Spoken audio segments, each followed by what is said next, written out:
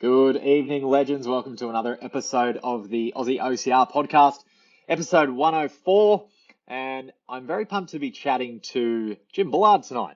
It's not the first time that I've chatted to him, and I'm very happy to have him back. And we decided to have a little bit of a chat just prior to the 24-hour True Grit Aussie Titles Enduro. Both Bull and I have run a couple of laps around that course in our time, and you probably would recognize Bull as being the guy who usually does it with no shoes while carrying an axe. You've probably seen him warm up some Spartan crowds. You might have seen him head marshal at some events, and he's one of the OGs in the sport, and he's going to bring a lot of experience and wisdom to help you guys tune up to what is an event that's only a week and a half away. So, Bull, how are you? Whoa, you there, man? I've lost your audio now. We were going so well. Oh, you muted yourself. Yes, mate. I was just trying to keep it real for you. Cool. So how you doing?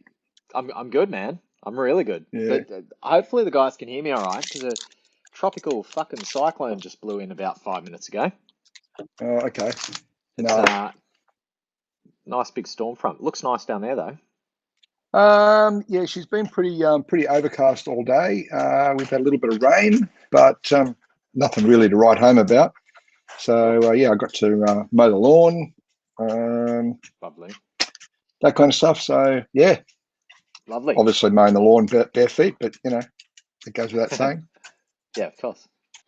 Yeah, that's probably one of the things you probably shouldn't do with bare feet, is mow the lawns. Just saying. Like, I'm with you, man. I went for a barefoot skateboard today, and I went for a barefoot active recovery run the other day, but mowing your lawn is like, that's probably one of the things that, is a bit dodgy.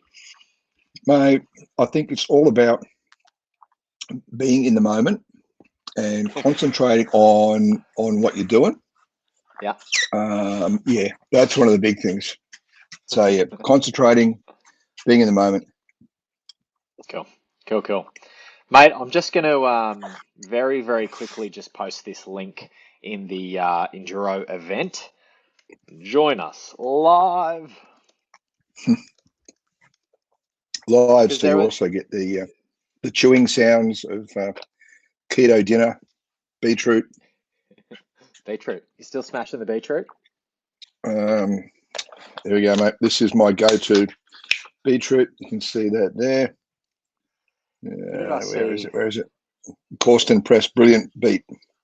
Who did I see smashing the beetroot the other day? Might have been Quinton Gill. I was at Liam McKenzie's OCR camp, which was pretty cool. And yeah, Quinton was smashing the beetroot juice, and I think you were the one who probably got me onto the idea of beetroot as a supplement for endurance performance, and then I looked into it, and there's a bit of good science there. Oh, huge amount of science towards it, mate. I have been drinking beetroot juice, or beet juice, as it would be known to Clinton and those in North America, since 2 weeks before the first Spartan race on the 13th of March, I believe it was, 2013. It was around the 13th of March anyway. I can't remember what put I onto me last week, Bull, and you know the day that you started drinking fucking beetroot juice. Well, it was 2 weeks before, because I started training with the Fit Warrior crew in at Centennial Park, because Spartan race scared the fucking crap out of me. Now, hang on, sorry, can we swear on this? Too late, I already have. So you met me? Just slide. Yeah, I have. And yeah, one of the trainers, whose name escapes me at the moment, he said, look, you know, if you're worried about your ability to breathe properly and all that kind of stuff, he said, beetroot juice, drink it every day. So I actually started out drinking, not actually the beet juice that I'm drinking now, which, as I said, Corsten Press in it. You get those from Woolies. $4 for a litre, cheap as. And he said the antioxidant, it actually opens up all the basically the blood oxygen transfer in the lungs. So think of it as when you breathe in oxygen, or you breathe in air, and you might say take out of that whole breath, you might get 100 ml of oxygen. and then you breathe out the rest of the carbon dioxide and the oxygen you haven't used. And increasing that, the blood oxygen transfer means that instead of 100 mil of the oxygen, you actually get 200 mil into the bloodstream. So Is every it that time you get, drastic? Is it that big a it jump? is Like really. it's substantial? Look, that's just me using my analogy. So that's, don't quote me on the actual They'll come for you, quantities, man. because They'll come for you. They'll comment. They'll because fucking be vicious in the comments. The coaches. yeah, I came prepared. I was just going to taunt you until the knife came up. Doesn't take long, mate. Doesn't take long. No, but And it is substantial, isn't it? it is substantial. And I just found, so I was actually started out drinking the juice out of the can of bloody preserved beetroot slices and all that. I didn't have Yeah. a fucking clue back then. I've actually probably not even got a clue now, but now I just actually look like I know what the fuck I'm saying. So and fake it till you make it, mate. And My motto. yeah, and so I was drinking that, and I got to the race, and the second Spartan race that was held, first one I'd been to, which was in Sydney, and I was laughing. I'm running around this course, and I'm laughing, and I've never been a runner before. The only running event I had ever been in before that very first Spartan in 2013 was Beach Bash, which was back in January of 2013, because I thought, well, I've signed up for this thing called Spartan. Maybe I better have a look at what the hell an obstacle race is. Oh, there's this thing called Beach Bash. It's sort of like an obstacle race. So yeah, let's go and do that. Love that. Yeah, cool. And the rest is history. But just I found that it wasn't about the breathing. It was about how much energy I had, because the more oxygen you get into your blood, the more you can do, the heavier you can carry, the longer you can run, the further you can throw, all that kind of stuff. So yeah, so beetroot is one of my staples. Yeah, especially cool. now I'm drinking like about probably a litre of beetroot a day. Yeah. You Did know? you just hear that lightning, that thunder? Yes, I did, mate. So better you than me over there, because I'm actually sitting Yeah. outside. Did you say you do a litre a day? Did I just hear you say? Approximately a litre a day. Yep. What color? What Yeah. color is your urine? Out of interest. Usually I wait at You know, least until half an hour into the podcast before I ask about people's urine, but let's just fucking go no, straight in. mate. It's red. It's occasionally I'll wake up in the morning like a bit bleary eyed or whatever. I go and I'll go for that first morning pee, and I'll look down and go, oh my god, I'm bleeding from the. It's okay, beetroot juice. It's beetroot. It's okay, Yeah. Or It's finally you'll happened. wipe your. Yeah, exactly. Or you'll wipe your ass and you'll go and you just check and you go, oh my god, I'm bleeding for. That's okay. It's beetroot. It's beetroot. The only drawback of all the research I did, the only drawback I actually found with people drinking large quantities of beet juice was, if you are going for any kind of internal exam or anything like that, or you're getting a urine test or something, make sure you tell them you're drinking a lot of beet juice, because Sure. there was a couple of reported incidents in the UK of people actually having surgery to repair some internal damage because they're bleeding and they couldn't find anything. Oh, and by the way, does the fact that I was drinking beetroot at the time, would that have been anything? Yeah, you dickhead. Yeah, we just actually done surgery, opened you up to find what? Nothing. Yeah. So tell the doctors. Tell the doctors you're yeah, drinking it. yeah, exactly. But don't stop drinking it. And I guess that's top tip number one for enduro is get some beats into you. Yeah, pretty much. And you know what? It's the sort of thing that, like, some people go, oh yucca, it's too earthy or it's whatever. I mean, you know me, I can't taste anyway, so don't care. But it's just like one of those things. Sometimes you have stuff that as a supplement or something because you want the performance enhancement, and this is a natural performance enhancer. So you want that natural enhancer, and you'll go. People go to all kinds of lengths to get something, and this is all natural. This is just it's just vegetables, vegetable Yeah. juice. And Yeah. usually I would say to somebody, look, if you're gonna use a product, well, look, I would say to somebody a week and a half out, I would not be making any changes to your diet. But you said also that you started taking it 2 weeks before the Spartan. Exactly, and before that, I never done it. But So still, I'm not going to advise. I'm not going to advise that you do it this close. But it is one of the few things that Because I've looked into this type of shit. What's going to make me run faster with me doing nothing? What can I Mm-hmm. supplement? How can I find little shortcuts? How can I actually shortcut the fact that I haven't done any training at That's right. all, but I want to actually do really No, well on this event? I Yeah, trained. I yeah, trained for this one, Bull. But you're uh-huh. always trying to find an edge, right? Yeah. And yeah, beetroot juice is one of the few things Hmm. that's actually pretty well documented. Yeah. Beetroot juice, ginger. Ginger, ginger. Yeah, I thought that ginger, was really just good. for So seasickness. no, it's really good. I It's mean, good if for like you, especially upset stomach as well, isn't it? Ginger. upset stomach, but anything to do with the gut, really, Yeah. that's really good. That's one of my staples for any endurance run, endurance event. Obviously, it's my beet juice, ginger, Mm, my good I old do like ginger. pepperoni sticks. So there he is, Ham's pepperoni. Fat. I It's don't know, good. can you see it? There he goes. Yeah, yeah.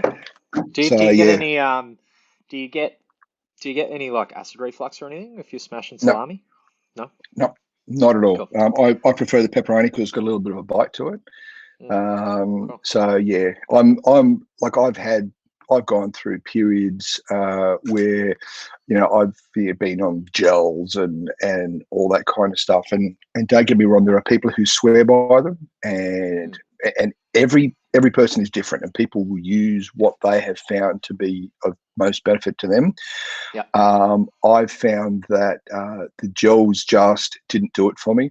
But that was over a period of time as well. It was like for about Mm, 12, 18 months, I was big on the mm, good quality gels. These days, I actually make my own. Amanda Steedle, you might have yeah, yeah. heard of. Turbo Yep, superfoods. Turbo Superfoods. Yep, Amanda has the amazing Turbo Superfood product, which Mm, is one of the base constituents of my Turbo Bull race paste. And yes, cool. that's trademarked. Um, so it's Homemade race paste. homemade Do race you just paste, and lurk in the darkness of the early hours in the morning of Enduro handing out race paste to runners that yeah, look like they're yeah. struggling, Bull? Hey, you want to buy some? You want to buy some race Yeah. paste? You want to buy All you some gotta do pepperoni? all you gotta do is shut your eyes and suck it out of a hose, right? Oh, let's not even go there. Okay, no, but the basis of the race paste is turbo superfood, beet juice, chia seed, blueberries, maybe some banana if you Yeah. like. Blend it up. I usually make it so it's relatively liquid, Mm, not really thick pasty, because the last thing you want to be is chewing on stuff. Although saying that, sometimes I've actually made them been quite thick, and I've actually enjoyed it because you get there and you sort of squeeze it in your mouth, mm, and that was like that's got that consistency. It's not just straight down the yeah. gut. Sometimes you But want a bit when of it's more, substance. yeah, exactly. And when it's a bit Mm, more liquid, it's more easily the nutrients are more easily transferred into the body anyway. yeah. You're not using your gut's not using precious energy to digest. Mm, And Christ knows I need every bit of energy I can muster out. Just keeping the body going, not actually having to digest the food. yeah, which Um, I guess is the reason why gels exist, right? Like it's the simplest form of glycogen and it's supposed to be just very, very mm, quickly available without much, yeah, you the know. problem I find with it, having been having been pretty much keto for Mm, about 12 months or so, and I mean I'm not strict keto where every day it's only a piece of white bread comes in my mouth. No, no, I'm more about the living. It's all about just living and a bit of balance. And there'll be times when I'll have a um, the ultimate is it keto, is it not, peanut butter sandwich, and it's like that's as keto as you can get except for the bread. yeah. So and I will have that. So my ketosis sort of goes from here down to here a bit, Mm, and it's so it means that things change a little bit, but not drastically. You don't sort of go, okay, I'm going to smash an entire loaf of white bread and wreck my ketosis completely. But on the mm, other hand, it's look, if you want to have something, have it, and it's not going to affect things too bad. It's like when you're on any kind of medication, and you make little changes, you don't make big changes. So yeah. I think, and I think you, like, speaking to you over the years, you sort of ended up in that diet because you've tried a bit of stuff and you've done a bit of stuff and you've seen what works best Uh, for you and how you feel. yeah, exactly. It's about being able to fuel yourself. That's what when I was saying about the gels, is that if Mm. you're carb based, then it's too. I think I first personally feel it's too easy to bonk. You sort of Yeah. you have those spikes of feeling good, and then you run down again. And I've been in that where I've been like, holy shit, I need some food. I can remember going up Mount Killington, up near the top, and on my 2016. And I got a virus on the plane on the flight over, and about a week later, here I am at Killington trying to do the Ultra Beast. Probably invariably the hardest Ultra Beast that there ever is at Mount Killington in Vermont. And I had in my first lap, because my body was like, I was over the virus, but my body was still like just I just couldn't keep all the nutrients in. They were just, I was eating stuff and I was then tired again, a couple of hours later. And I found that I actually carried more food on me for that first lap than I would normally have in the entire race. And I had eaten it all by the time I got to the top of Killington. And I'm literally staggering past spectators and all that, saying, look, dudes, has anybody got any food? Have you got any food? I mean, there will be stories from American competitors and spectators of this mad Aussie going, oh my God, you've got bacon. Can I have a piece of your bacon? Did you have your knife at the time? I try to actually be a little bit more sensible in when I go to countries like that. But maybe if I had them, I would have got more food. So that's there's the lesson. Carry the knife. Always carry a knife. But yeah, it was like I had people handing me food and stuff like that. But I just found it because I just wasn't able to keep the energy levels up, but I was just cooked. So that's what I found though. I was having the sugary food, the carb loaded stuff, and it was I just find that I was bonking really fast. It was like I had to have something else. But I found since being on the keto, you are burning. You burn fuel at a lower rate. It's more like you're a diesel engine versus diesel versus petrol. So I'm able to sustain that a lot more.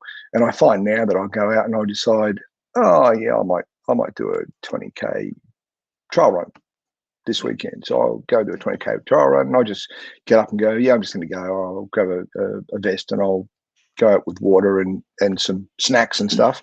And I go out and I'll just run. And it's like, I don't need any gels or anything like that. I'll eat real food. I'm eating my pepperoni. I'm eating chunks of ginger. If I've got some race pace around, I might take some of that out and, or just water. And that's it. And the fuel is already in me. So, plenty of things like bulletproof coffee, good fats and oils, some nuts, that kind of stuff. Yeah. I'm sort of starting to lean more towards it as I read more and educate myself more and experience more. I've started to lean more into a lot more aerobic training and keeping your heart rate down and burning fats as fuels and I think for me I've sort of found the sweet spot where it's not all keto. If I'm doing a shorter run or anything up to a beast, I will have the blocks. I don't tend to like the gels as much, but the little jelly lollies. But for something like an enduro, most of my fuel is going to be probably 50% of my macros are going to be fat of the so I'll probably try to get 5,000 or 6,000 calories of fat in, just because that's where I'm going to try to be heart rate zone. Yeah, and that's what I like about things like the pepperoni, salamis, that kind of stuff. You've got the high fat content, but also things like your bone broth, things like that, because it's got such high nutrient levels and the fat content in it. Yet it is really easy to digest. You just sit there, have a cup of bone broth, and then you're back out on the trail. Yeah. And I think this is important for people to understand. Like, if you are going to go into something like a 24-hour enduro, there's very few competitors that are going to be out on that course that are going to run the whole 24 hours. There's probably a handful of them, but the reality is a lot of guys are going to be probably running for the first half of the race. Then it's going to be like jog walking, and by the end if you're staying out on course for the whole thing, you're going to be probably walking by the end. Yeah, exactly. I mean, unless you've got a Clinton Gill, you've got Tony Clark, Lady Lockie, Hunty, those legends, and there's a whole range of other legends that I have failed to. The top. Those top people, if you are the top of the cream, you're in the top 10 or 15 and you're doing that, then you are in a different league. What I'm talking about is the rest of us, and I'm probably at the back of the pack when it comes to the rest of us. So, it's getting through any way you can. And it's really, for me, it's about starting, apart from that first 100 to 200 meter dash for cash at the very beginning, where this is about. You were nearly winning up there. I am winning. I am winning. Yeah. So you had the Lunar sandals, I think. Yeah, there was one year I started with the Lunars. Yep. I don't know whether that was 2019. I actually think this might be the photo. Hold on. Is that? Oh, no, that was 20. Yeah, that was 2019, but that was the barefoot. So yeah. Yeah, barefoot with the axe. Yep, that's it. Yeah, that was it. 2019. 2018 must have been the Lunars then. Yeah, 2018 was the Lunars, because after that I came down. I think my third lap I had this massive blood blister under my foot, and it was just like, yeah, that's me done. I'm going to be able to walk again on Tuesday. So, and that's the thing too. A lot of people don't. Yeah, a lot of people don't they think about it. And I was as guilty as anybody else. Back in 2014, my first trip to Vermont, when Deanna Blegg and the team were all there running the Beast World Championships on the Saturday, and Alex and I ran the Ultra Beast on the Sunday, and I was adamant, that's it. It is death before DNF.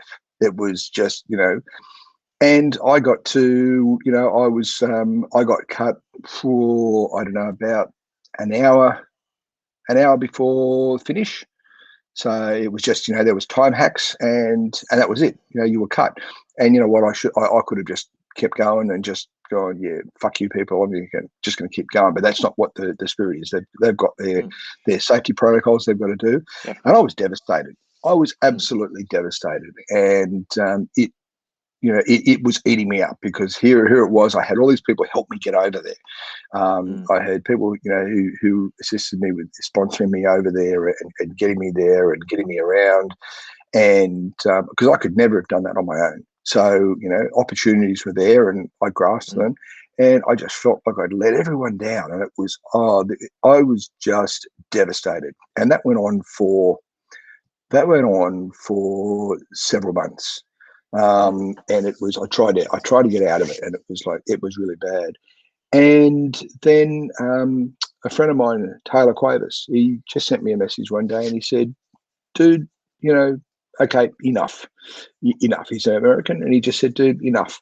He said, every morning I wake up and I look up at the wall of the bedroom, and my wife has got an Ultra Beast buckle, and I don't, because he literally was cut.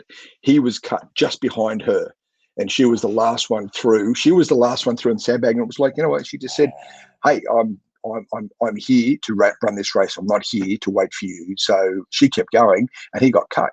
And he said, I wake up every morning and I look up on the wall, and there's a buckle, and it's not mine. And he said, I'll never have one, because I won't come back and do it again. He said, because, it's Ultra Beast, and that there's that speed aspect as well as the endurance. And he says, I've got the endurance. I can go for days, but I'm got the speed. And that was the guy who said to me, okay, so stop all this bullshit, and how about you come do a death race with me? And Yeah, that's what started me on death race. It was just like that switch in the head, and was like, fuck, dude, you're right. I have been a real dick, and I really was. And it was like, you know what? This is not about finishing shit. It is about just starting shit that scares the crap out of you, and just going and doing it.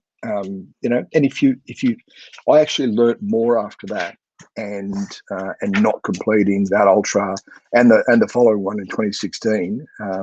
You know, I sort of look at it, you know, and I've learned more from those times where I have come up short from my own personal expectations than when I have actually succeeded. Because when you succeed, it's like, yep, okay, I've done that. Okay, so what's next? You know, I mean, when you've got people who are in the elite category, you've got Deanna, you've got Lockie, you've got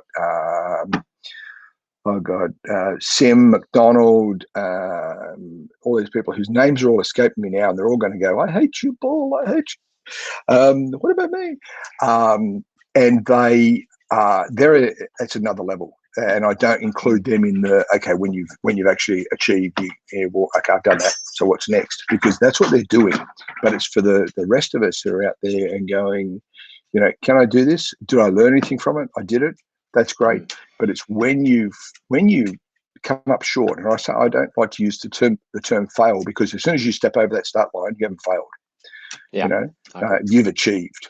But if you don't meet your own expectations, then if you come away from it and you have learnt, then I look at it that you have you've actually gained.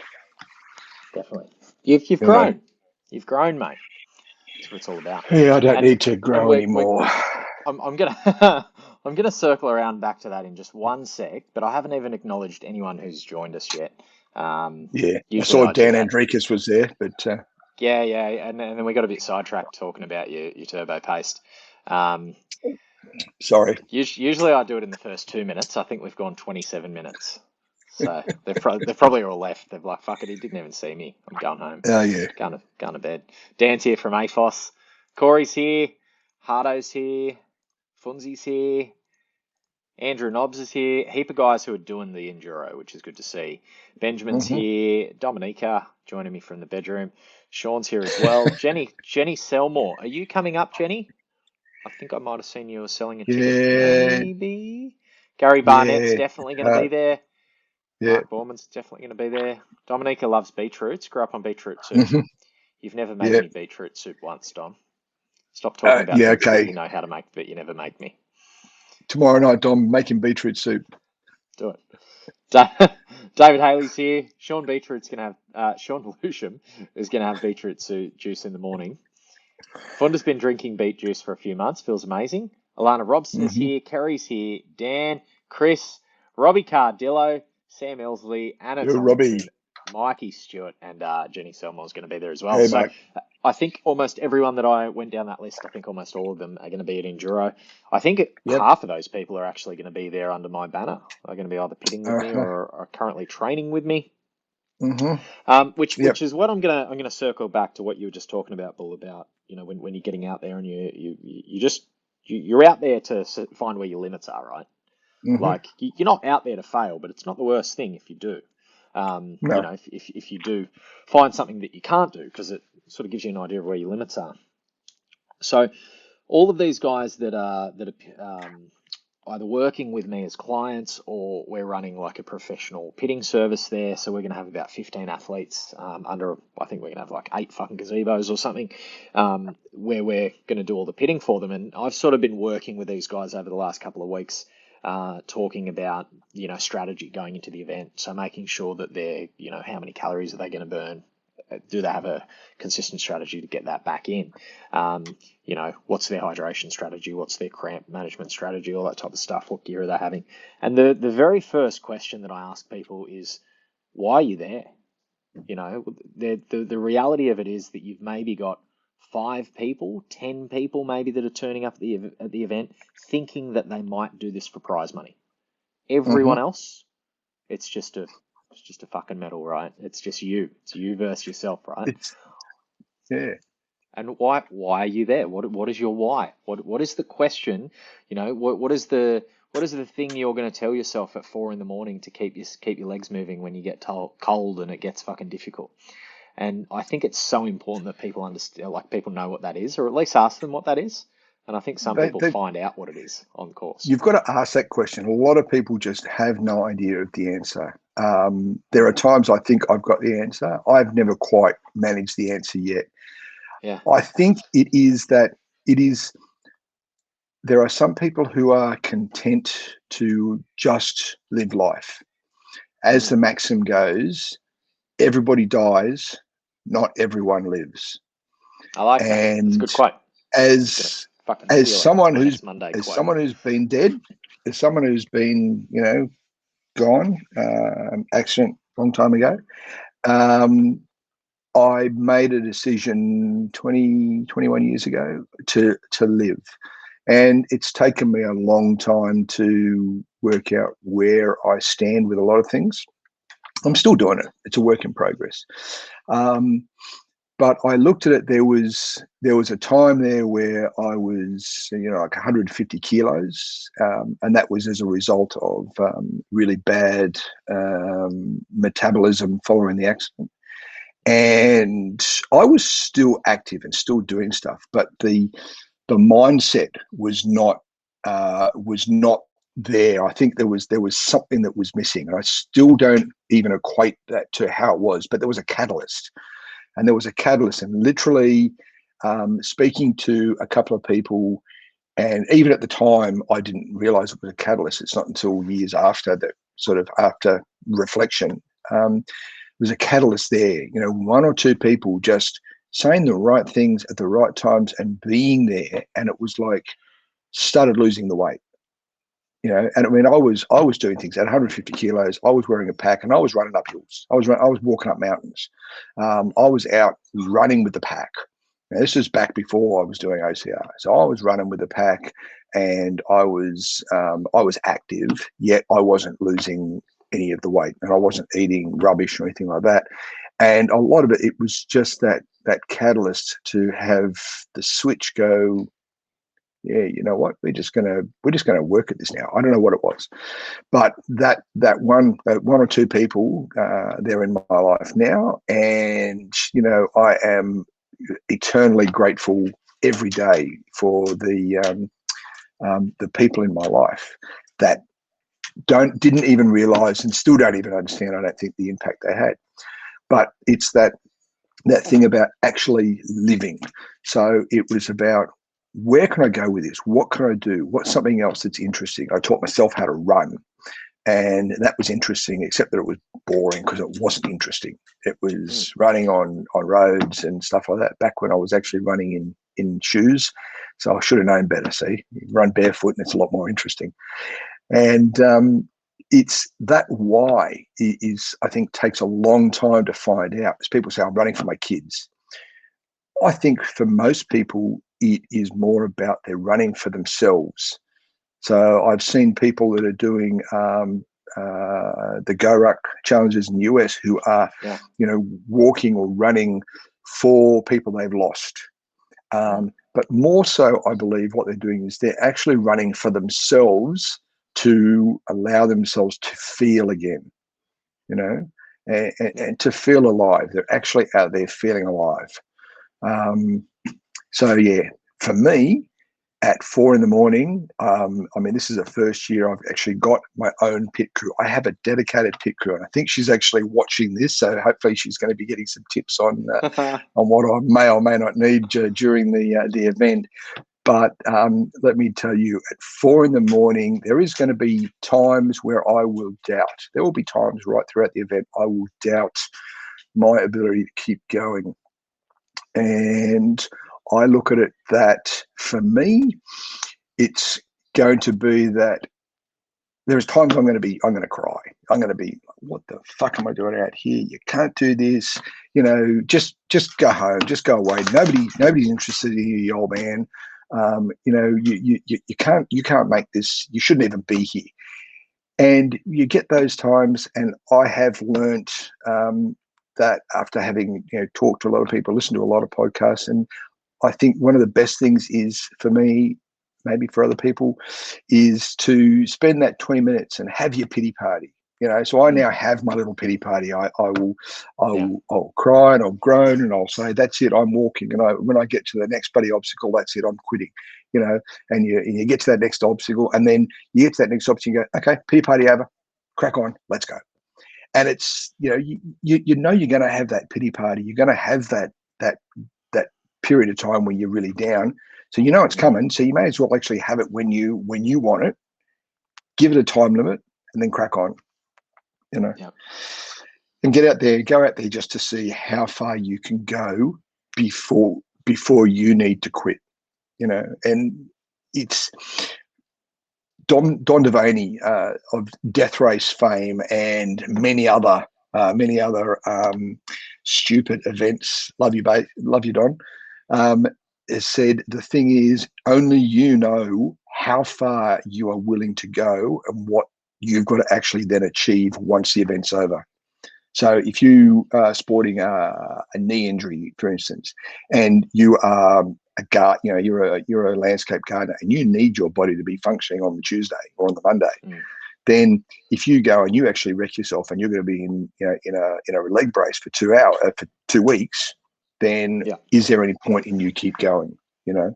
If you are there for prize money and your whole aim is to get that podium because you want the fame, the glory that goes with it, the prize money, and that's all, and that's more than a good reason to want to do that, then you may decide you are going to go and keep going until you're at the point where you can't go. When you're face down in the mud, you can't keep going. If you're injured, you're broken. I've seen and heard of people who have finished races with broken legs, arms, ankles. Last time, man, I fractured tibia. Exactly. So then and all kudos to them. Then they have to literally look at what are they willing to actually what are they willing to go through and endure after that, and what are they going to expect their families? What price are you willing to pay? Yeah, exactly.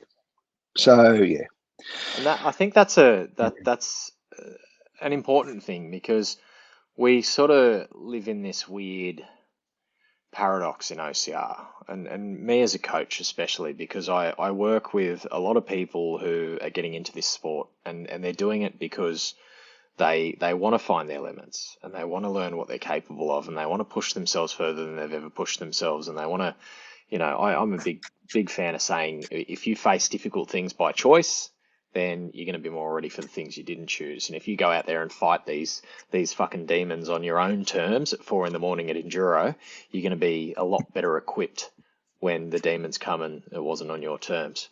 So, exactly. So I walk this, a big part of my messaging is, you're capable of more than you think you are. And you when your body says, when your mind's telling you to quit, you've got more to give. But I also probably wouldn't run a business that was very successful if all my athletes were fucking injured all the time. So there's this, like, you've got to sort of play both sides of it and say, I want you to push. I want you to push further than you've ever pushed, but I don't want you to be injured, because that's stupid. Yeah. Like, at the end of the day, it's just a fucking running race. Exactly. I mean, that's where the things like the Spartan Hurricane Heat have been great.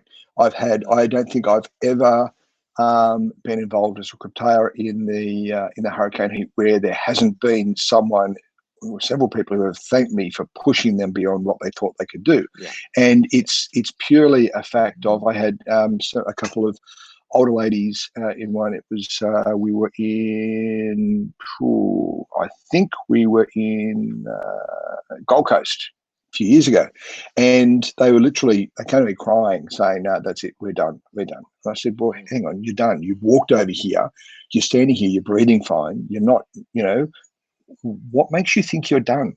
Explain to me your doneness. Explain to me this doneness thing. What do you mean? And they went, no, we're just done. We can't go anymore. I said, you are still standing upright. Okay. Yeah. You are talking to me. You have walked over here to say you're done.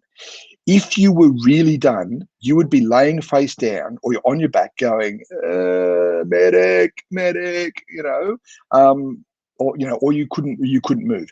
That's when you're done. You're not hurt. Are you injured? No. Have you got any tears, any muscle strains, anything? No, no, no, no, no, no. Okay, so your mind has now done what it's supposed to do, and it is protecting you. You have got to maybe 30% of your capacity. Your mind has said, that's it, that's enough. Now just stop. We are stopped. Okay. Your mind will tell you when it's at 30, at 40, at 50, at 60, at 70, at 80, at 90% capacity, when you can't go anymore. And it's designed to protect the body, right? Because if you can turn that off, that's what those people who have really done enormous things in endurance sports. Those people who can just turn it off and just run, the Badwater 100 or something, in summer. I know of one guy who did that barefoot, and that man is a legend in my book. He did that fucking barefoot. And yep, exactly. Badwater. So I didn't know that had ever been done. This is a race for guys who don't know. This goes through Death Valley. This is a race that is so fucking hot. It's the hottest place on the planet. It's so hot on the road that they run that the runners try to run on the white lines in the middle because otherwise their shoes melt on the tarmac. So, yeah, exactly. Well, he actually ran on the dirt. He ran on the dirt off the road. Wow. So it's like, I just look at it and go, there are people who can do that. And those are the people who can literally turn off that whole thing about that when the body is saying, okay, stop. The problem with that, though, you then also get to the point where if you just keep going and you allow it yourself to just get to the point where your body now just stops, then you die. Okay, that is definitely the ultimate. Yes, you've now gone as far as you can go. I do not recommend that, people. I am not advocating you to turn that off and just keep going until you die. Okay. No, but it's being able to endure that build that tolerance for that discomfort a little bit, isn't it? And exactly. being able to stretch that a little bit. You don't want to run until you fucking die, but you also don't want to give up when things get mildly difficult either. Yeah, but let me tell you, when the zombies are chasing you, you will run till you die, or you will die. The zombies? Yeah, the zombie apocalypse is coming. Is that the next stage of COVID? Yeah, pretty much. Yeah, but these ladies were like that, and they actually got back in after the little chat, and they got back in. And they came and saw me afterwards, and they went, "That was the best thing. That was the most fun they'd ever had," and they completely turned around. People like, oh God, his name escapes me. I hate it when I do this. I'll think of it in a minute. Did the hurricane I'll change the heat subject for 1 sec. Yeah, change the subject. Yep. Kerry Lushkin just telling me everyone dies sticker is on her car. Every time it falls off, she replaces it, bought in bulk. And look, Kerry is one of my crew, one of the OMR crew, and I'm going to have a stab at your age, Kerry. I think you'd be around mid-50s, and broke your wrist at Spartan Gold Coast. Getting out there, having a crack, living life, and fuck, sometimes it happens, but you're living. You're living and you're growing from that. I mean, yes, okay, it hurt, but you've grown from that. People like, and I remember his name now, Ash Finnegan, petrified of water due to hurricane heat, and we actually got him into the dam up to about his almost his waist in water, and he's petrified of water from a near drowning accident. And it's like, the guy's now gone on to doing OCR 24-hour in Iceland. He's doing swimming lessons. He's doing all these other things just from being able to see that he's people around him, they're protecting him. They've got his best interests at heart. And it's like, okay, now, dude, now it's time to get into that uncomfortable area and get comfortable being uncomfortable and to see how much you can grow. So, and sometimes I think it's not even about like just going out there constantly and running. It's enjoying what you're doing, being able to look at it and go, you know what, I'm having fun. There's times I've been out there, I've been hallucinating on the mountain in Vermont. I had this chipmunk following me, talking to me, it was probably about 100 chipmunks, but I thought it was the one chipmunk, and he was going up trees and he was following me and talking to me, and I was on my own. It was early evening, and it's like I just laughed, and I'm going, I am tired, I am sore, and I am feeling like I am in the best place on the planet. It was fucking glorious, you know. Weird shit happens, man, when you stay awake for a few days. Yeah, at Enduro, you'll have people. There'll be plenty of. There'll be ghosts out. There'll be hallucinations. There'll be people walking off track. Fucking, yeah, I've done it. I've walked off Yeah. track. I've come to. I remember coming up to the P Dam, and it's sort of middle of the night. It sort of snakes around, and you're sort of just watching your headlamp on the witches' hats that they normally put out, and the grass is mowed, so like you can follow it fairly easy, but your brain just stops working, and you have these little like micro sleeps while you're running. So you look like you're awake, but there's fucking nothing happening behind the counter. The lights are on and nobody's home. Nobody's home, and you just I remember just sort of snapping to, and I'm like in obviously not a trail, like it was a bit thicker grass, and I'm like, what the fuck's going on? And I looked, and like the track had gone around to the right. And I could see the floodlight, like the trailer light that is at the P Dam with Linda, and I'm like, where the fuck am I? And I must have just ran like half a K in autopilot, which is pretty scary. Hey, like so long as you weren't cutting course, mate, that's okay. We won't report you. Cool. Mickey Stewart says hurricane heat's rule. Too late. What are some of your coping mechanisms, Bull, when shit does get tough, and it's gonna get tough?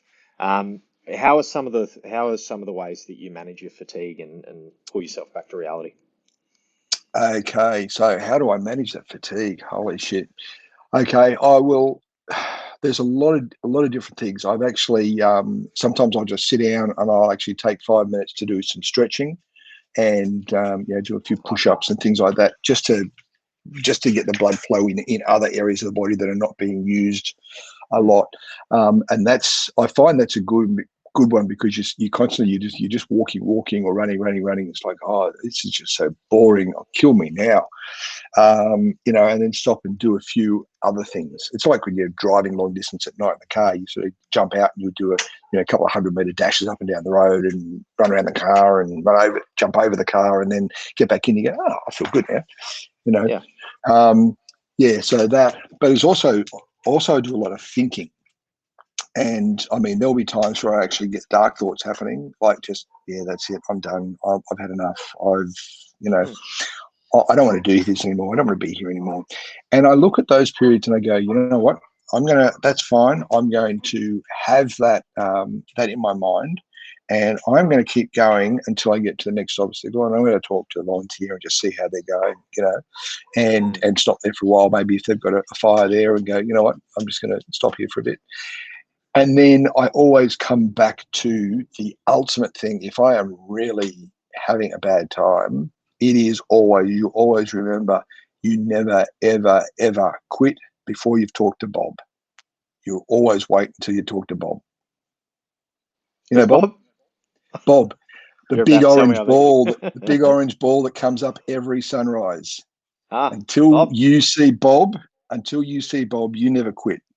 You might slow down and that, but until you've had that conversation with Bob, when that sunrise comes up and you go, yeah, you know what, Bob, I don't think this is quite as bad as I thought, So, that's the thing. You never quit before Bob comes up to have a chat.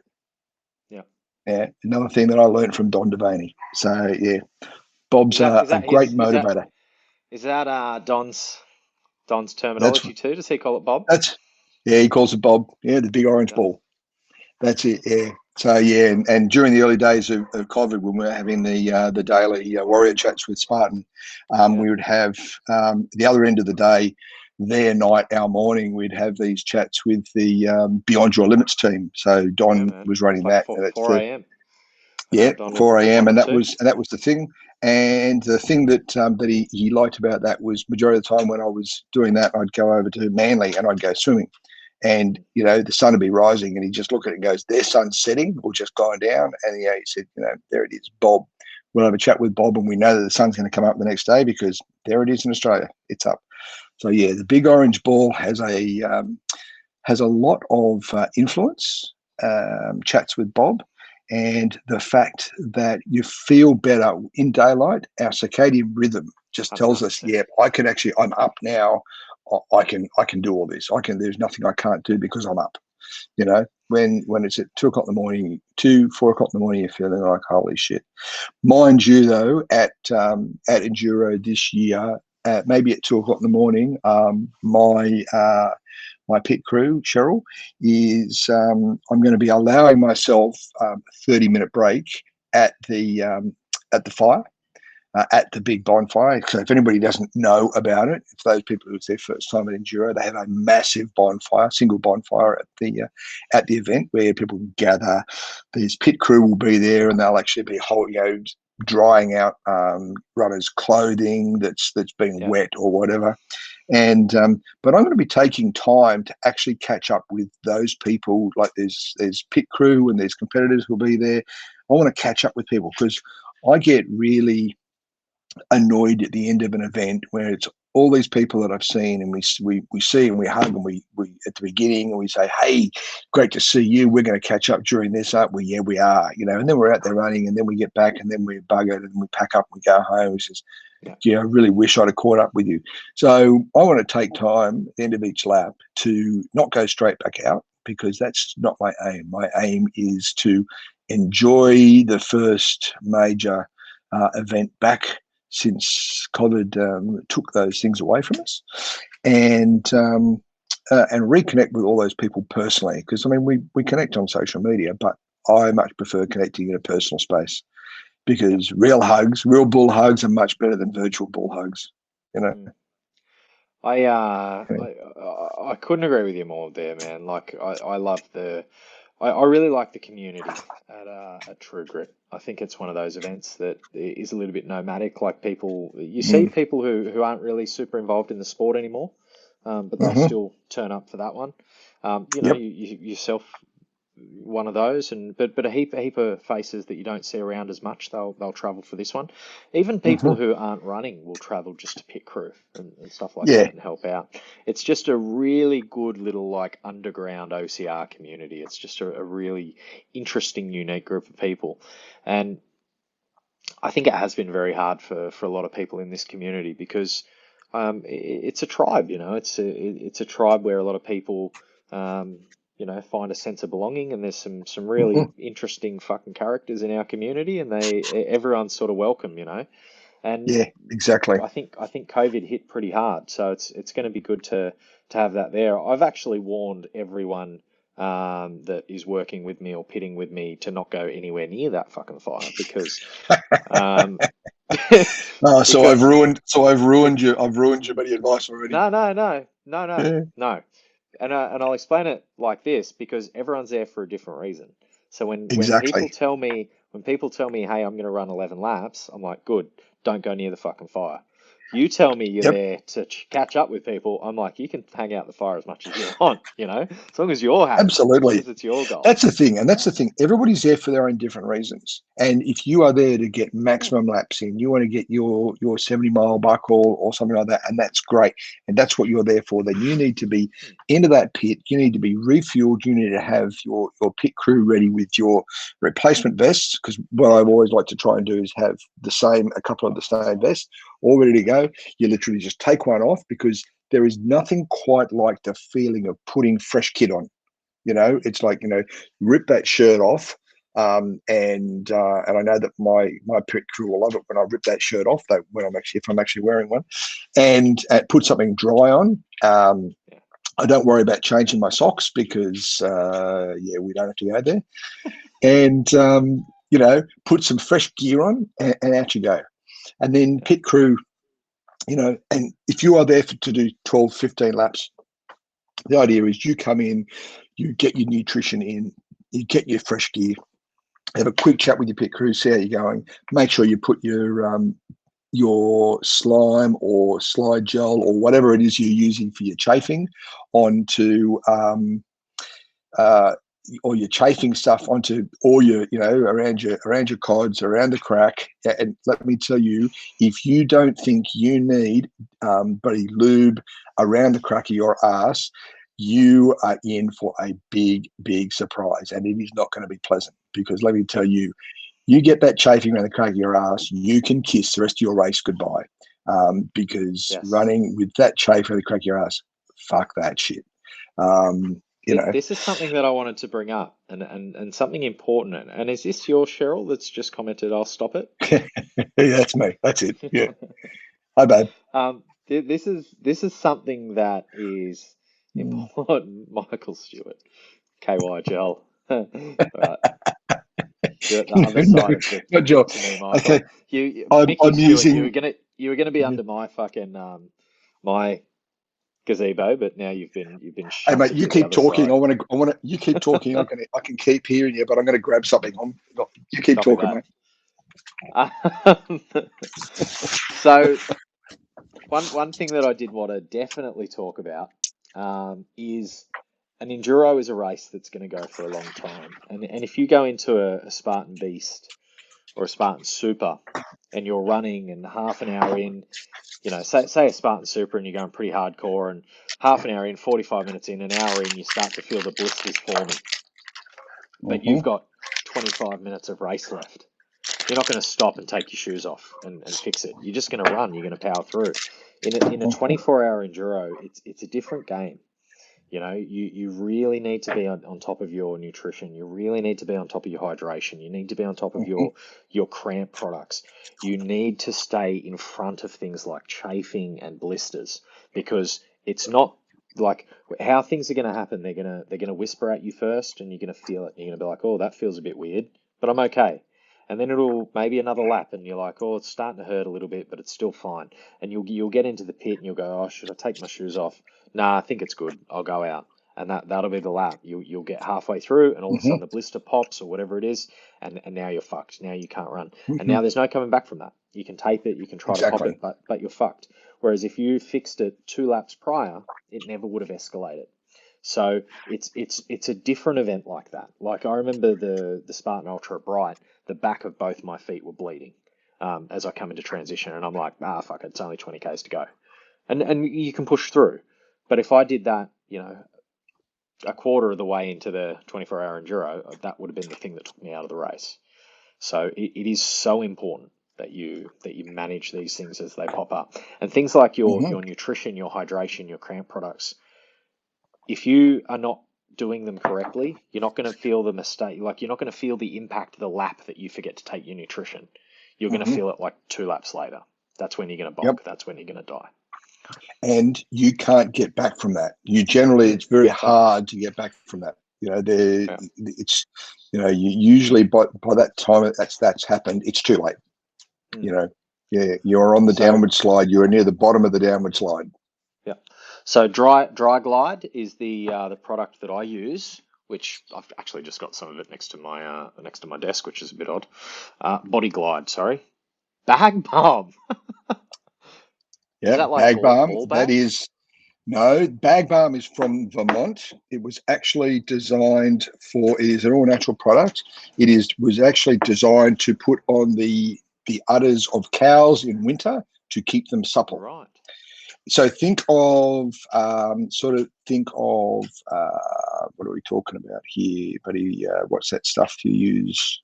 Petroleum jelly. So you think of petroleum jelly, but this Vaseline and that kind of stuff. But this is not as greasy, and it will actually soak into the skin. So you could almost use it like a leather preparation as well, And I put that on, and I put that between my toes when I'm actually wearing shoes and socks and things like that, which is very rare these days. But I'll put it between my toes, etc. I'll always carry some with me in my vest on my person, so that as soon as I feel something happening, I just get a glob of it on the finger, and I just go whack it straight where the sun don't shine, and keep going, and then you're good to go. It doesn't. If you've got a spot that has really rubbed raw and that, and you put it on, it doesn't sting on an open wound. So it's it's soothing. That and a product called Soothe, SOOV. That's also got and it's got I think I've got that as a spray, anesthetic. like an anti-sunburn. Yeah. So there is that, but this one it's got like it has a local anesthetic in it as well. So it also will help deaden the area, and it will relieve it as well. So I carry Soothe, I carry Bag Balm. That's just in my go-to kit. I don't know how easy Bag Balm is to get, but Body Glide. You can pretty much get anywhere. They do have it at Rebel. They've got it all running shops. Really, really good gear. It's just like a roll-on stick. And that'd be really, really big, get in between the crack of your ass. So bigger the better, mate. Yeah, we are talking to Matt Moore here. Yes, people, that's what Matt Moore just said. Yeah, the bigger the better. That's right. Yeah. Somebody will just take this clip and post it tomorrow. Yeah, exactly. Doesn't bother me at all. Yeah. Mark's still scarred from 2015's chafing. Lesson hard learned. Yep. Yeah, it's can fucking take you out of the race, man. We're joking about it, but it's very serious. Yeah, that's the thing. Body Glide. Yeah, look, I think I've got some. I don't have Body Glide. I do have another product that someone gave me. I use that a little bit, but every time I go to the US or any time I know people who are going to the US, which is not going to be probably for a while now, I get them to pick me up about 4, 5, 6, 10 cans of Bag Balm, and so I've got Bag Balm. I've cornered the market on Bag Balm in Australia. I was going to say, you know what most Aussies do when their friends travel? They say, "Bring me back a litre bottle of vodka." And you're like, "Can you bring me 8 or 10 tins of Bag Balm, please?" I get Bag Balm. I get my I organise with my maple syrup supplier from Vermont to ship them gallon bottles of maple syrup. That shouldn't even be a thing. Like a gallon bottle of maple syrup should not be a thing. Look, mate, I actually was talking to someone about it, and I was online. I posted something online maybe 6 or 7 months ago, and I was helping someone out, and I put up a public post, and someone, I don't know who it was, and I want to thank them once again publicly. They actually left me a bottle of Canadian maple syrup. It was New York maple syrup, I think it was, on my doorstep with a big note to say, "You're a legend." And it was like, I still to this day don't know who it was, and but yeah, I don't know who it was. I don't know where it came from, how it got here, but yeah. I actually had my son in Boston for 2 weeks doing a training course for his with his company. He went over there, and I actually had to organise an additional bag for him to bring back all my Bag Balm and my maple syrup. So had to get extra Vermont maple syrup. Did they turn him over at customs? Yeah. Were they like, "This looks fucking sus"? Like it's just it was probably 10 packets of Vaso and a fucking gallon of maple syrup. What the fuck's going on here? Yeah, look, you're just going to say, "Hey, my dad is Bull." They'll go, "Oh, you're talking about Bull? All right, bring it on in. Bring it on in. We know all about that." Did you bring an axe? Did you bring an axe back for him? Yeah, well, that's actually in the carry-on. Speaking of maple syrup, I think it was Deanna Blegg when I was talking to her. She was talking about like enduro races and when you come in, you don't know what you're going to want. And I think she usually has a bottle of maple syrup that she can just squirt and just drinks it straight because it's a pretty good form of carbs. It is. I think that's another thing. So if you're talking about stuff you want to have on hand, I subscribe to the school of thought that less is bullshit, more is better. So I will. Capitalism wins. Capitalism wins. I have been known to turn up like in my transition tub at like an ultra or something like that. I'll turn up with like $300 worth of shit in my tub, and I usually use an esky so that it'll fit it all in, and there's a bit of ice there, so I've got all that stuff. And probably I might use 5% of what's in that tub, but I have all those things that I might want, and it's really Don't know what For you me, it's a crave. big psychological thing. There are some people who go, "Oh, that's fucking ridiculous. I don't need all that," and that's all well and good, and that's great. For me, I sort of look at it and go, you know what? I get there and go, "Phew, I could do it. I could do it with some chips. I could do it with some crisps. Yeah. There's a packet of Pringles there. I'll have a few Pringles. All right, I've had 3 or 4 of those. Yeah, I don't want any more of those. I feel like some jelly beans. All right, yeah, I've got a little bag of jelly beans there. I'll munch on those. I feel like some sour straps. Oh yeah, sour straps. Who's got those? Yeah, got those. I want a mint. I want a frozen mint slice. I want a frozen mint slice. I reached down the bottom of the ice can. There's a frozen mint slice. Those little, just those things So that are my like. I know whose tent to raid at 4 in the morning when I've run out of food. We're going to your place, Paul. Yeah, peanut butter and banana sandwiches. Hey, Dom just got me onto those. Dominica Yeah, does the peanut butter and peanut banana. butter and banana. How good's that go? Yeah, that's really good. You got a little bit of carbs in the bread, and and that pizza, cold pizza. That's it. Turn up to an event like that, or actually at Enduro, there's normally a pizza vendor. Get a pizza or two, and just leave it in the in your tent. Let it get cold, and when you are leaving the pit area, grab a slice of pizza or two, and just munch on that as you're leaving. You get your Looks great. your For the pepperoni. photos. Yep, your pepperoni, your carbs, your vegetables. There's usually a bit of slice of bloody capsicum or something on there in there. You got your proteins, your fats. Way to go. And people go, well, hang on a minute. You're keto. You're eating all those carbs. If I am in ketosis, and hopefully people can actually hear me over the chewing of this pepperoni. That's fine. Yeah, that's fine. We can hear. But when you actually eat those carbs, it actually becomes fuel. It's like, okay, so you are you're a vehicle that's tuned for LPG, so for liquid petroleum gas. So your vehicle's tuned for LPG, and then you put bloody petrol in, and you switch it over to petrol, and it runs fine. It runs great. It runs a little bit differently. It might run a little bit richer, and then you will switch it back to LPG so that it can just run on what you're used to. And then you'll add some carbs. I won't do gels or anything like that unless it's one of my homemade gels, because I don't want to bonk. And I mean, if you have never experienced bonking, try doing strict keto for 3 months, and then going and without even thinking about it, having to go to the doc and just do a full one of the really big glucose tests where they take your bloods. They take your bloods over a 3-hour period. They take your blood, and then you fast for you're fasting, and you give blood, and then you have to down a really thick, rich glucose, very high sugar content glucose syrup. You have that, and then an hour later they take more blood, and then an hour after that they take more blood. Okay, I crashed after that. It was like literally an hour later I got home and I just said, I can't go to work.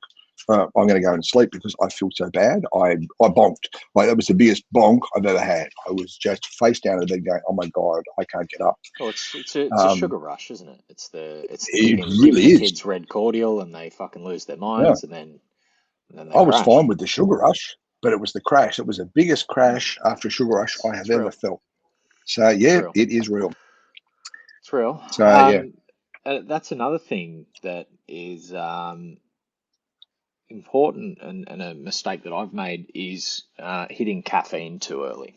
So caffeine is fucking amazing. You either take it or you don't. I love coffee. It works pretty damn well as a race fuel if you use it the right way. So, I usually have 2 large coffees a day, and then usually it'll sort of creep up to 3 or 4, and then I get to 4, and then I'm not sleeping very well, so then I cut it back down to 1. The thing with caffeine is you build a really fast tolerance to it, and what goes up must come down, and you can't just keep, robbing from Peter to pay Paul. It doesn't work like that. Eventually you're going to fucking crash. So caffeine can be amazing, but it's a double-edged sword always. So when I go into something like an enduro, as somebody who usually drinks a lot of coffee, and I love coffee, I this week have cut back to 1 coffee a day, and I'll stick on that for a week, and then after probably Sunday, I won't have a coffee. So Sunday through to Enduro, I won't have a coffee at all if I can help it. Yeah. And that'll sort of reset all my receptors, so that when I do have the coffee, it's gonna fucking kick like a donkey. But I won't have it too early, because if you have it too early, you'll have that crash. You can't start taking caffeine at the start of the event, because you're not going to be able to ride the caffeine wave for 24 hours. Like, eventually it'll come for you. So I probably won't have any caffeine until the sun comes up. Yep. At Enduro. Yeah. And then something to give you a kick through the morning. Yeah. But you just save it for when you need it. And I think that's something that I see people do pretty regularly as well, is they start a little bit too early on the caffeine, and they do bonk out on it. And it's the same with the carbs too. Like, and it comes down to what race you're doing. So if I'm doing a Spartan Beast, I'll do all that on carbs. I'll do all that on blocks and gels, or Tailwind or something like that. But Tailwind. Well, I'm not a huge fan. If I'm doing like a 12-hour enduro, like the Raw Challenge 12-hour enduro, I can run that on gels and blocks, but I get to about 9 hours and my guts are just fucked, and then I can sort of just get through.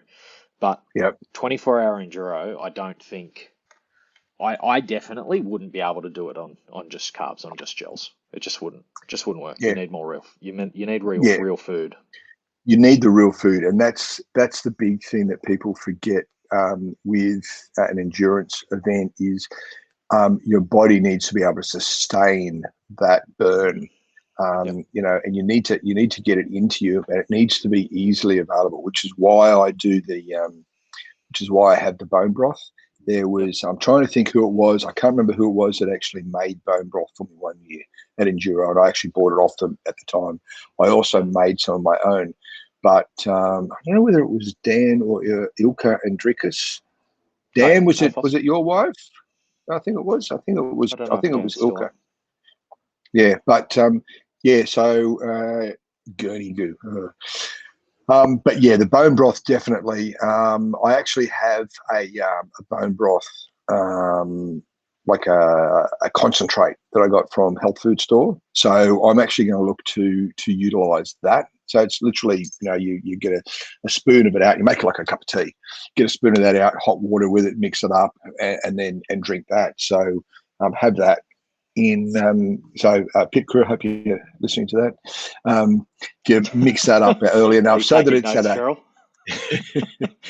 it's at a good drinking temperature too, so that you can get it down and not be making blisters in your mouth as you try to sip this boiling broth down your throat. But so you have it so that it's really available, like a couple of good cups of that. And as supplement wise, you're talking about gels and some things. Something else that I really do like is the Nun tablets, so NUUN. They're really good. They're generally an all-natural product. There's electrolytes, and they've got a lot of different stuff in them. You can also get some, I believe, that have got some caffeine in them. But I find them really good because they actually come in a waterproof tube. So a little bit like a Barocca tube. And so they like just fit. Effervescent tablets, right? That's it. Yeah. And they will fit in one of the pockets on my vest. And I always carry one of the collapsible silicone cups, so that I'll be out on course and I'm feeling a little bit,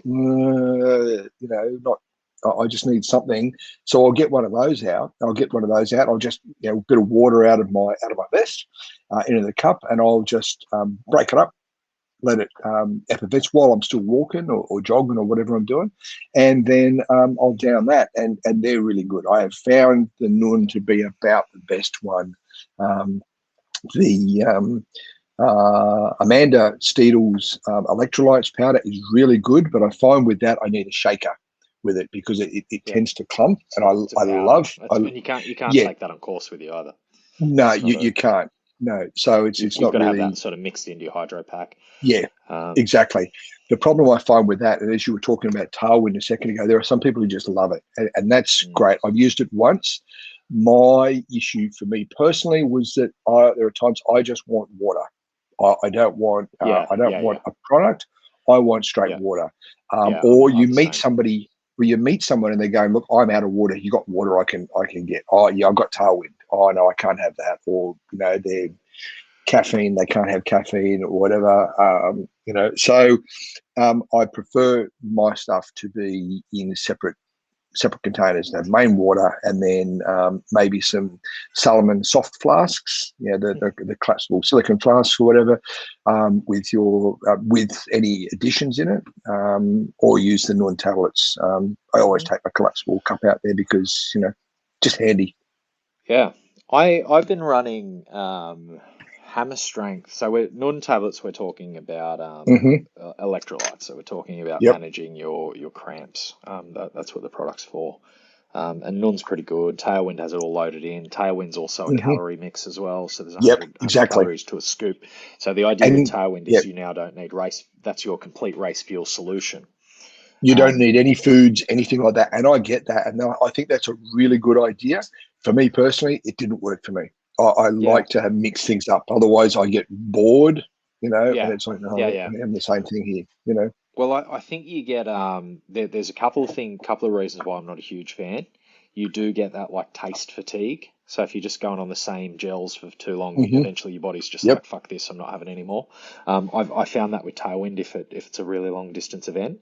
But the other thing is like I was talking about the 12-hour enduro, I can do it on blocks and gels, but once I get about 8, 9 hours in, I just need fucking food. And the Yeah. tailwind's great, but it's just carbs. There's no Yeah. protein or fat in it. Hmm. So I don't think it's a good 24-hour strategy. I think if you use that as your source of carbs, and then you got protein and fuel, and you got some nuts and maybe a trail mix or Hmm. something, and you sort of mixed Yep. it all together, you might find a sweet spot there. But as Yeah. we said right at the beginning, there's no perfect. And I think Oh, Quentin Gill said to me on the weekend, everything in fitness is wrong, but there's some stuff that's useful. Um, and yeah. there's no perfect that's going to be right for everyone, but it's finding your No, perfect through experimentation over time. absolutely. The biggest thing I've found is for anybody who may be still on, I don't know if there is anybody still on listening to us ramble on about this stuff. Yeah, man, there's like The 20 people thing, that are still here. God, you people, you're going to have to stop paying Just people to a watch, okay? fucking service announcement too. My last chat went with Bull for I think we broke 3 hours. I So think we did, fucking yes. fucking So buckle in, people. strap in. I think the biggest thing that I've learned, like if people come to me and say, "Oh, tell me about this, tell me about that. What do you recommend?" It's like, look, I listened to everybody. There are some really whacked out, crazy ideas out there, like things like Joe DeSena saying to me, "Hey, Bullard, you're going to do these sprouts with me? How about we do these sprouts? Let's eat sprouts for a Mm. week. Nothing but sprouts." Hey, Joe, sure, let's do that. Okay, I'm still eating the sprouts, and Joe DeSena, after about 3 weeks, was like, "Hey, yeah, that's fine. Now I'm on something else." Yeah, It's listening to everybody, taking every little bit of information in that you yeah, can, do your own research, and then, for Christ's sake, do what works for you.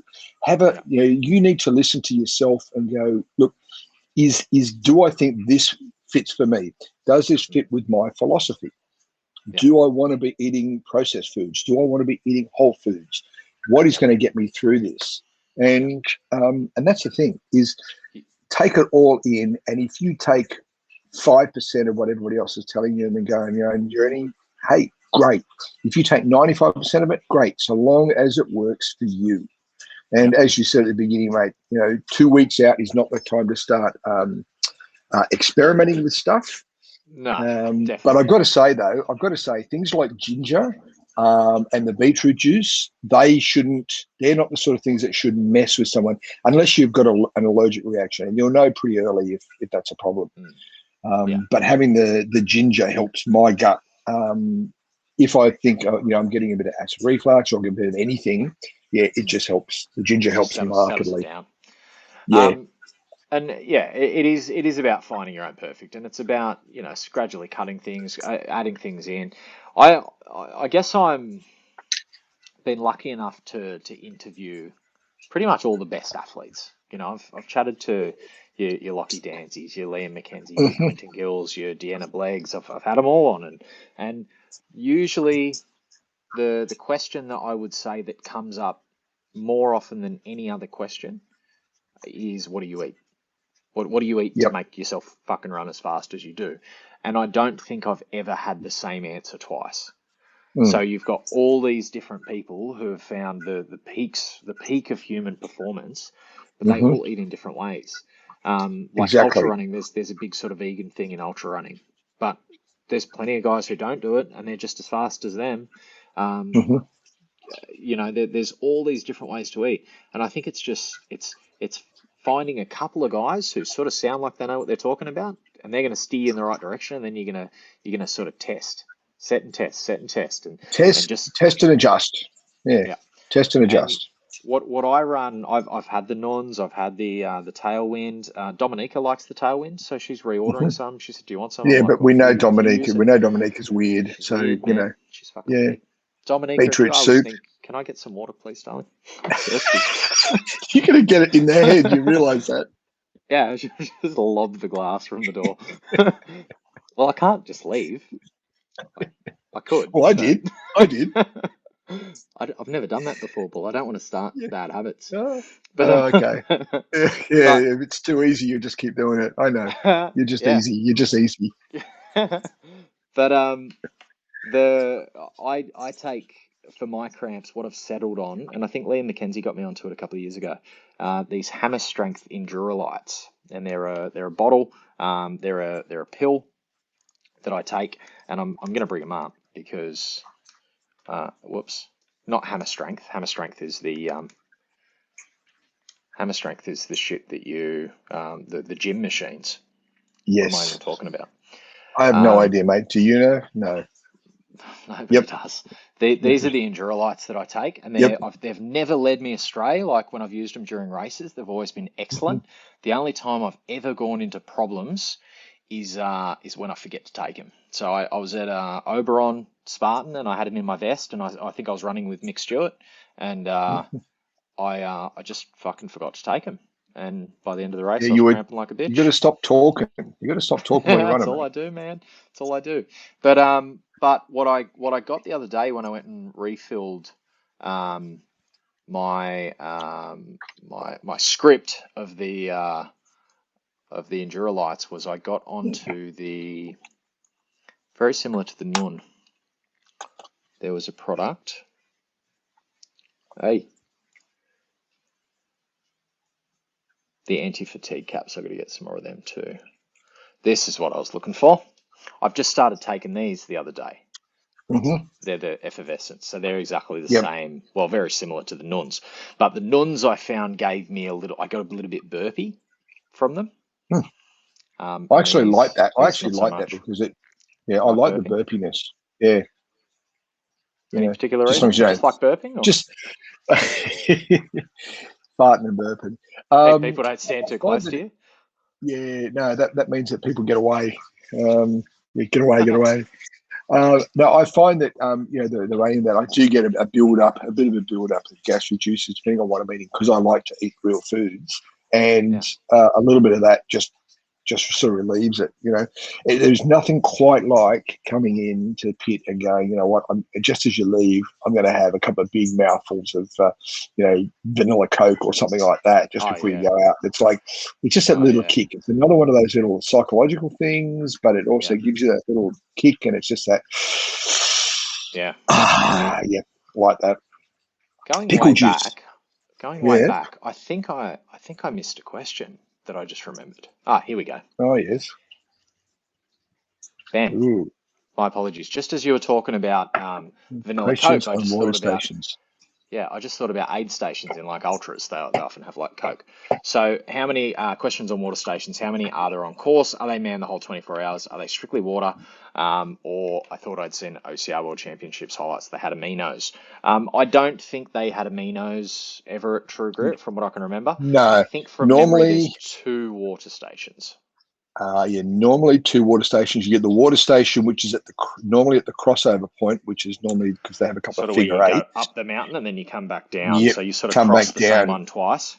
Yep, exactly. Normally there's a water station there, and depending on, I believe that they have, is it Red Bull? Who is it that's not Red Bull? I think there is actually a company that they've got who is sponsoring this year. I'm assuming it'll be on their website. yeah, For sure. they'll be on their website. I'm assuming that they'll probably have samples out there. I'm pretty sure I did see in the comments on their stuff was that there would be product available. Yeah, let's have a look. Yeah, so there'll be product here available. Outside of that, it will be water, Who's and this? that'll be about it. Yeah. Oh yeah, you're everywhere, mate. Everywhere. Yeah. Events. Yeah, actually. Here we go. Yeah, no idea. You want to have a look at there's who Deanna. are. Yep, there she is, the legend. She is my idol.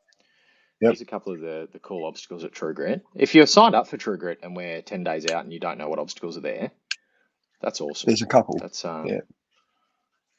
You know what impressive. I find the worst obstacles barefoot are the rope cargo nets. All the cargo nets, aren't they? I did with barefoot. Yeah, they're just atrocious.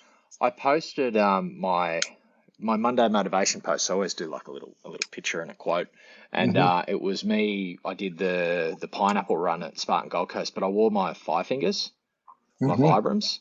And man, the cargo nets are heavy on your feet, like just the way they wrap around, like your feet contour around them. Exactly. Yeah, it was very uncomfortable. Yeah, very well. Just imagine what it's like barefoot, mate. Yeah. Bit worse. The rope climbing shit too. Can you climb a rope barefoot, Bull? Yeah, I've done that. I've done that a few times now. But I have that problem after I have grip strength issues in my left hand. Something to do with, I don't know, it was something from the buddies.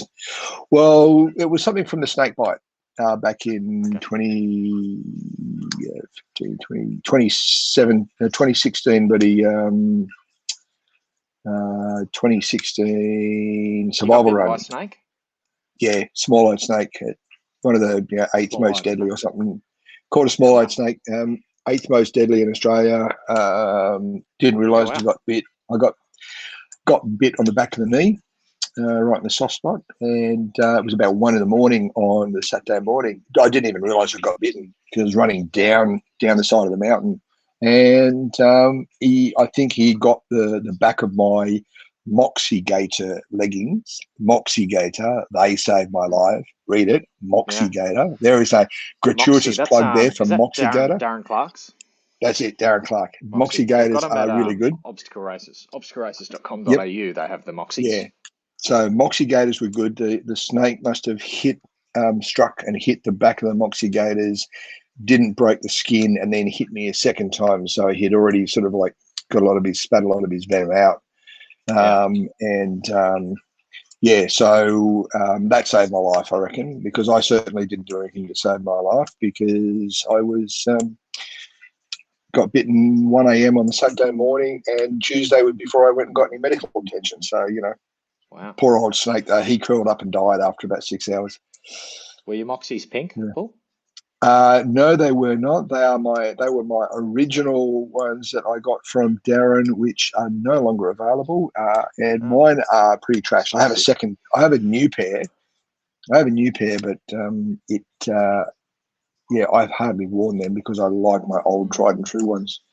Yeah, so grip strength is an issue for me climbing now with the left hand, with something to do with the residual neurotoxins in the muscles. So it's just something.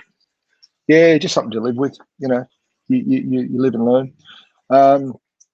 So with barefoot, definitely the ropes are an issue, and also the other issue is barefoot is when people have been running for a long time and it's a bit slick, when there is really the slippery mud, you've got traction with the decent trial shoes. That's great, but with bare feet, you tend to slide a bit more, and going up the sandbag carry. It's not like in sandbag carry history, it is definitely not historic because it's relatively short and that. but the bags Well, are I very think weighty. I think the sand and they're dingo sandbags. I spoke to Dingo last week, Mm, but yeah, I don't think it's a savage sandbag carry, no, but it's it's not. savage when you It get is there for the fifth time. exactly, and it is short and sharp up that motherfucking hill. Mm. And doing that barefoot, because if my first lap, I'm carrying the pack as well, so I will be going up there, You're and you're running with full slipping. pack. Yeah, I'll take the pack Any first weight in lap. it? I'm not going to. Yeah, a couple of helium balloons, mate. Are you going to have your axe as well? Yeah, of course. Like, have you met Why do you me? run with your axe? Yeah, I know. It, Why do you run with your axe? Is there a reason? Is it just look, there's a couple of occasionally just reasons. take a swing Number at somebody? one, yeah, in case somebody, In case the competitors want to burping take hasn't out, worked. just in case, somebody's there trying to make me do burpees in an obstacle. Have you met me? Yeah, no. I mean, one of the reasons is that it's I don't use it as a walking stick or anything like that. But if I get to a spot, especially when I'm barefoot and it is slippery, it's something that I can just use to help support so I don't slide Okay, and that kind of sure, stuff. And I'm used to carrying something. I'm sure. used to carrying something. I like that weight. It's a good weight. And I've got a sling on it, so I can, when I'm going over obstacles, I can actually sling it across my back, and do that. But then it comes down, I carry it in my hands. It also fits really well with the sling across the shoulder. So you have the sling across the shoulder and just put your hands on it, and it Mm. just gives you that bit of support. Just hold your hands up, and it's, I don't know. I'm just one weird motherfucker, How, you know. you didn't have to say that, Paul. Yeah, yeah, we know that. I'm just stating the obvious, mate. Just I'm stating just the fucking obvious. weird, man. I'm just as weird. How much does it Yeah. weigh? It is a Fisker X27, so probably about I don't know, 3 kilos, 3 kilos. It's not that heavy. Do you think, because like, if I told a runner, hey, I'm going to give you a 3 kilo weight to run with, they're going to go, fuck off, you idiot. Do you think it helps you more than it hurts you having that axe? I think it does help me more than it hurts me. There are times when I go, "Why the fuck have I got this thing?" Um, but usually, those thoughts are quickly gone. It's a psychological thing. It's Yeah. you know, axe. It's an axe is it's a tool and it's a Yeah. weapon. Yeah. It is the quintessential defensive and offensive bit of kit.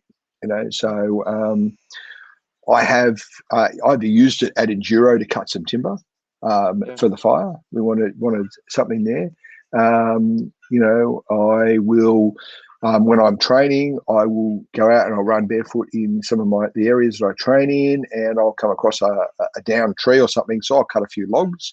So I'll stop and I'll cut logs. And if you want a really good cardio, an all over body workout, pretty much, you stop and cut a couple of logs. And Fiskar's axe Mick, is good for Mick, that because it's, Mick Stewart's been trying to get me to his place to cut timber. And yep, he told me that we're going to mate, go and cut down a huge fucking tree, like a certain distance away from his house, and then carry it all back. And he reckons it's going to take us like a whole day. And he's like, just come yeah, and have a workout with me. And I'm like, all yeah, right. that'd be good. I actually started doing it. Years ago, I came across a down. We had a really big storm. We had a big gum tree that had gone down right across one of the tracks that I use, and Yeah. it had covered the whole track. And so I went back and I was going back every single day, and I was cutting a log or two logs, and I was cutting the branches off the trees and that. And I slowly, over about a month, I literally cut that huge ghost gum into smaller pieces, and then I actually used those about 20 of the logs as training.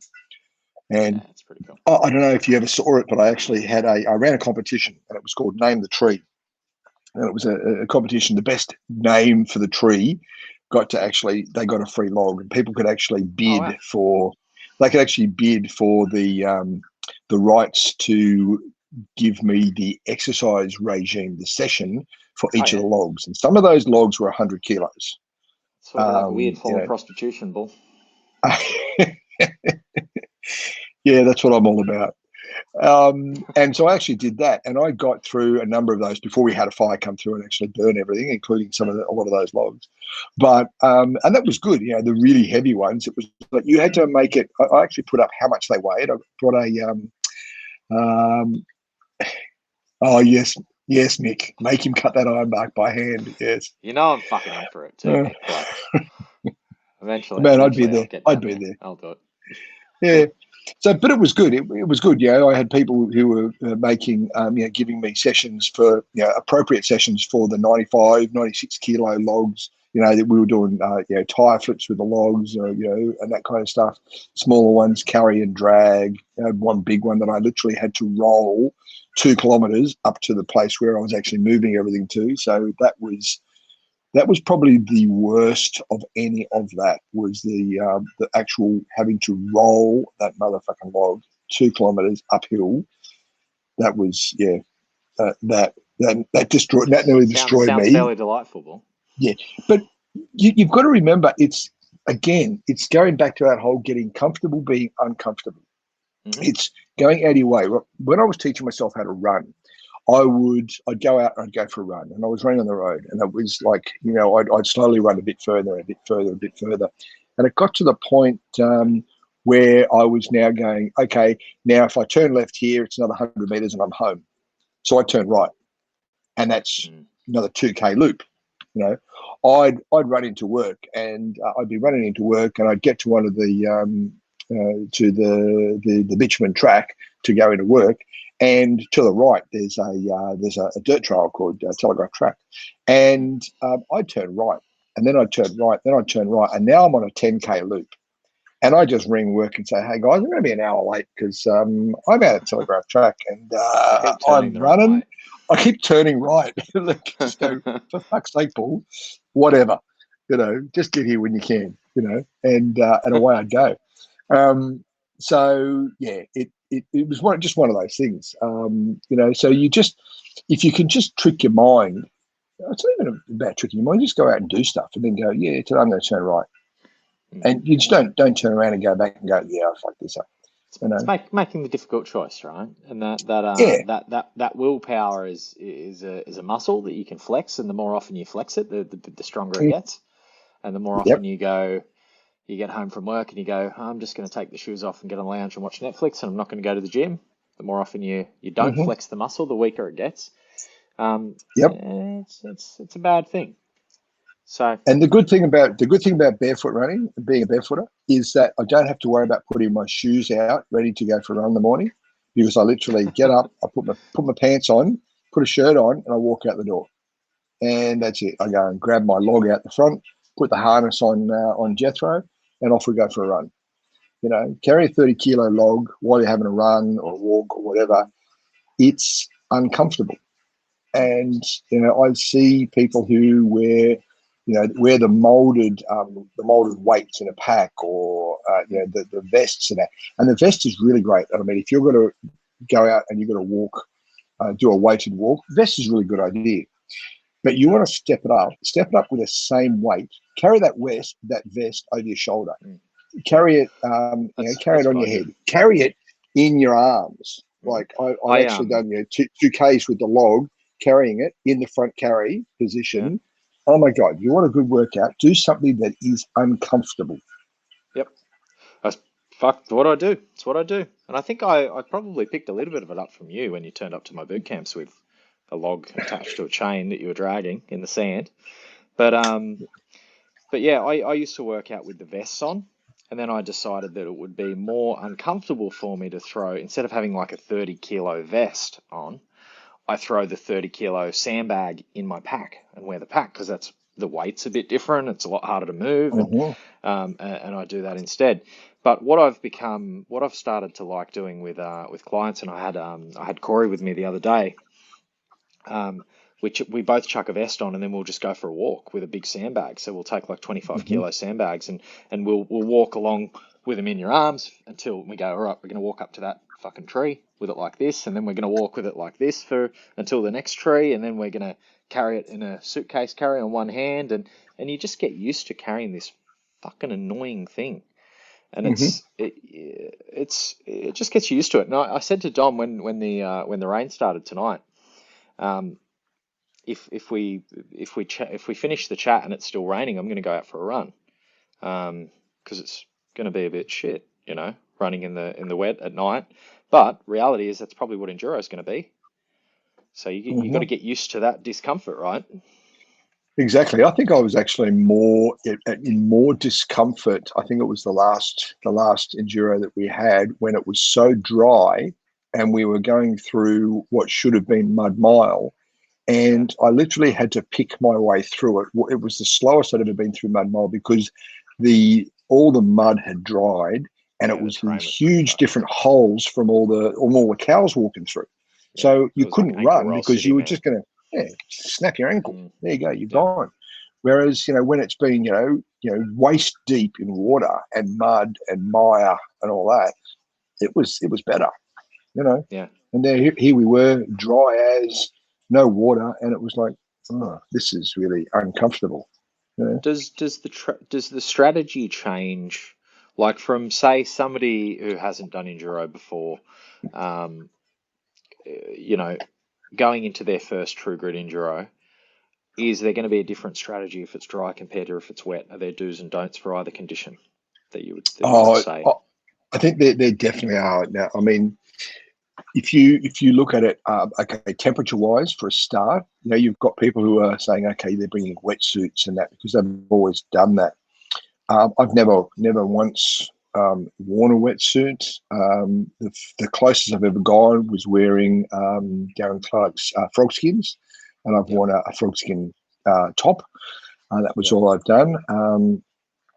And what have found with the cold is that wearing wool is my go-to. So my upper body, I wear Icebreaker. I'm pretty much exclusively Icebreaker and Ibex, which is from Vermont. Can you see there's a theme here with Vermont? I love that place. Do you wear the Darn Tough socks? I have Darn Tough socks. I don't wear them because I don't wear shoes, dude. So they would not survive. You might wear them on your hands. I don't fucking know. But it's how you keep yourself entertained in the middle of the night. It's about, so when it's cold, it's about having those layers on that you can take off. And so I just wear shorts. I don't wear long pants or anything like that. I just wear the shorts. Occasionally I'll wear Columbia hiking pants, which are the quick dry ones. But normally it's shorts and a icebreaker or several icebreaker t-shirts, long sleeve icebreaker running shirts, an icebreaker jacket, and that's about it. With also, I'll have a waterproof or something if it's going to be raining, just to try and keep some of that water off. Windbreaker rain jacket. Yeah.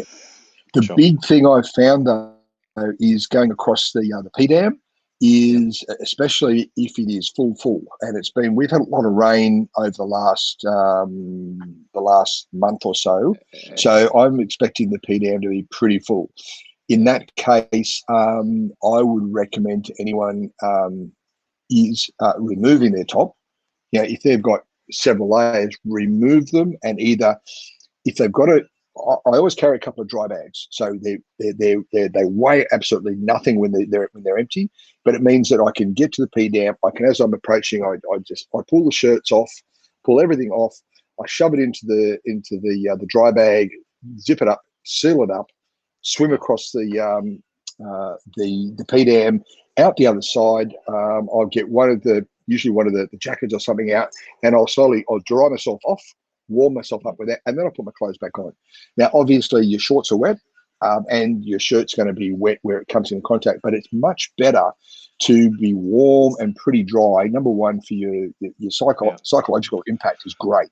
So you're actually warm. 100%. If you are wet, even if you're wet and you're wearing wool, that's better than wearing anything else, really, because you generally still stay warm. Yeah. But I've found that the process of your body heat having to actually dry your clothes is worse than actually putting on dry clothes. And then you might get rained on or whatever, but that's different to being submerged. So I found that was a key thing, even if it took me an extra half minute just to get my gear organised. Obviously, when I've got the pack, I'll do the pack up in like a tarpaulin. I'll actually float it across while I swim. So do you know I if swim there's across. is there a specific rule as far as can you leave something, swim across, come back and get it? I think you can. I don't know what the rule is going to be this year, but I know that people have left dumped Like their dump their pack and go hydration across. vest or whatever. Yeah. I look at it that you take across whatever you've got with you goes across. Yeah. So it's that's So if why you're I doing a put barbed wire crawl or whatever, it's all got to go with you. yeah. Yeah. The pack doesn't go through, doesn't go over the cargo nets and things like that with me because it's just not possible. But when I've got the pack, I'll do the ammo tin carry, the sandbag carry, and all that with the pack. Depending on the height of the, there will be times when I actually will I'll actually put the pack down if we're going through the tires under the barbed wire, and I'll put the pack down on the outside. I'll put the rope on it. I'll crawl through, and then I'll actually have the rope, and I'll actually drag the pack with me. So I'll drag the pack through instead of trying to get through with it. So but So with the temperature, that's my recommendation. There will be people who feel the cold more. It depends on how cold it's going to be. But if you can stay as dry as possible, that's key. Going into the, carrying gloves with you, I think is also something you need to do overnight because your body, when you're actually running in that, you'll actually, the body will suck the blood circulation back from the extremities, so your hands will actually feel it. Deanna's bled mitts are absolutely fantastic because you can wear those and you peel the mitt back from the hand, so you've got your hand there for all the obstacles, and then when it's cold you just peel it back over and it's a mitt and it just closes it up. So they're really good. They're really, I actually haven't used them yet, but I've got a pair of the lights and the extremes, so I'm looking forward to giving them a run. I haven't got a new ones, the redesign, but I've got two pair of the old ones, so I do like those. I don't think it'd be cold enough for the new ones. No, I don't think it would be. Not this time. The extremes. If it's raining, definitely decent trail shoes for those who are going to be wusses and actually wear shoes. Yeah, exactly. Something that drains well. Every other single person in the race is who you're talking about now. Yes, all you people. Oh, you motherfuckers. All you people. That's it. So come on, people, man up. Even the chicks, Paul? man up. I might do a barefoot lap with you. Okay. That's if you think. See, don't forget though, mate. I'm going dead slow. So everybody says, I'm going to do a lap with you. Dude, you do not want to go that slow. All right. So hey, I'm happy for people to catch up. And I'm strolling. We'll do a lap. We'll see. Yeah, I know. The stars align. Yeah, exactly. Just for anybody who may still be on listening, if you are running up behind and you do see me out in front, please yell out who the hell it is. Everybody goes, "Hey, Bull, how you going?" I go, "Who is that?" Because you're behind me. You know who I am. I don't know who you are. Just tell me who you are, especially at night. If it's raining, I do recommend a rain cover of some sort, just to try and also keep the heat in and to keep the water out. So but as I said, the wool stuff. There are people who swear by man-made fabrics and all that, but I found the wool to be the best thing. Just keep chatting, Bull. I've just got a I can keep chatting here. Okay, beauty. Go the scammers. Yeah, you've got to get rid of them. But yeah, definitely some stuff. Making sure that there are people who change their clothes every time they come in, and that can be a really good psychological advantage. But I personally don't do much in the way of changing your clothes unless like I'm really soaked to the skin and I need some warmth and that kind of stuff. I tend to stick with the same stuff that I've been wearing out there. I don't see a reason to change it. Socks, if you're going to be coming in and if you're that's the sort of person that feels comfortable, changing your footwear, that's great. But every time you take your shoes off, unless you're actually checking toes and feet for blisters and that kind of stuff, you're messing with a system that's already bedded well in. But making sure that you pack your feet well, you're wearing socks and shoes, plenty of anti-blister, anti-chafe stuff in between the toes, under the toes, over the top of the toes, and then make sure that your shoes are laced up well, but not too tight. You want a little bit of give, because while you're running, your feet will swell a little bit. But around underneath and between the toes, I found when I was running with shoes, I found that was where it really affected me. The Injinji toe socks, and especially they have the toe socks, what are they? The compression socks. So the runners' compression toe socks, really good. I put them underneath, like as the base layer, and they were. Whoa! Looks like I've just lost Bull, guys. Give me 1 second, and I'll see if I can get him back.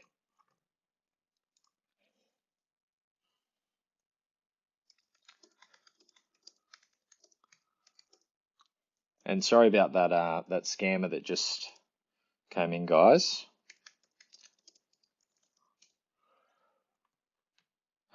Obviously, don't click on any link that he said.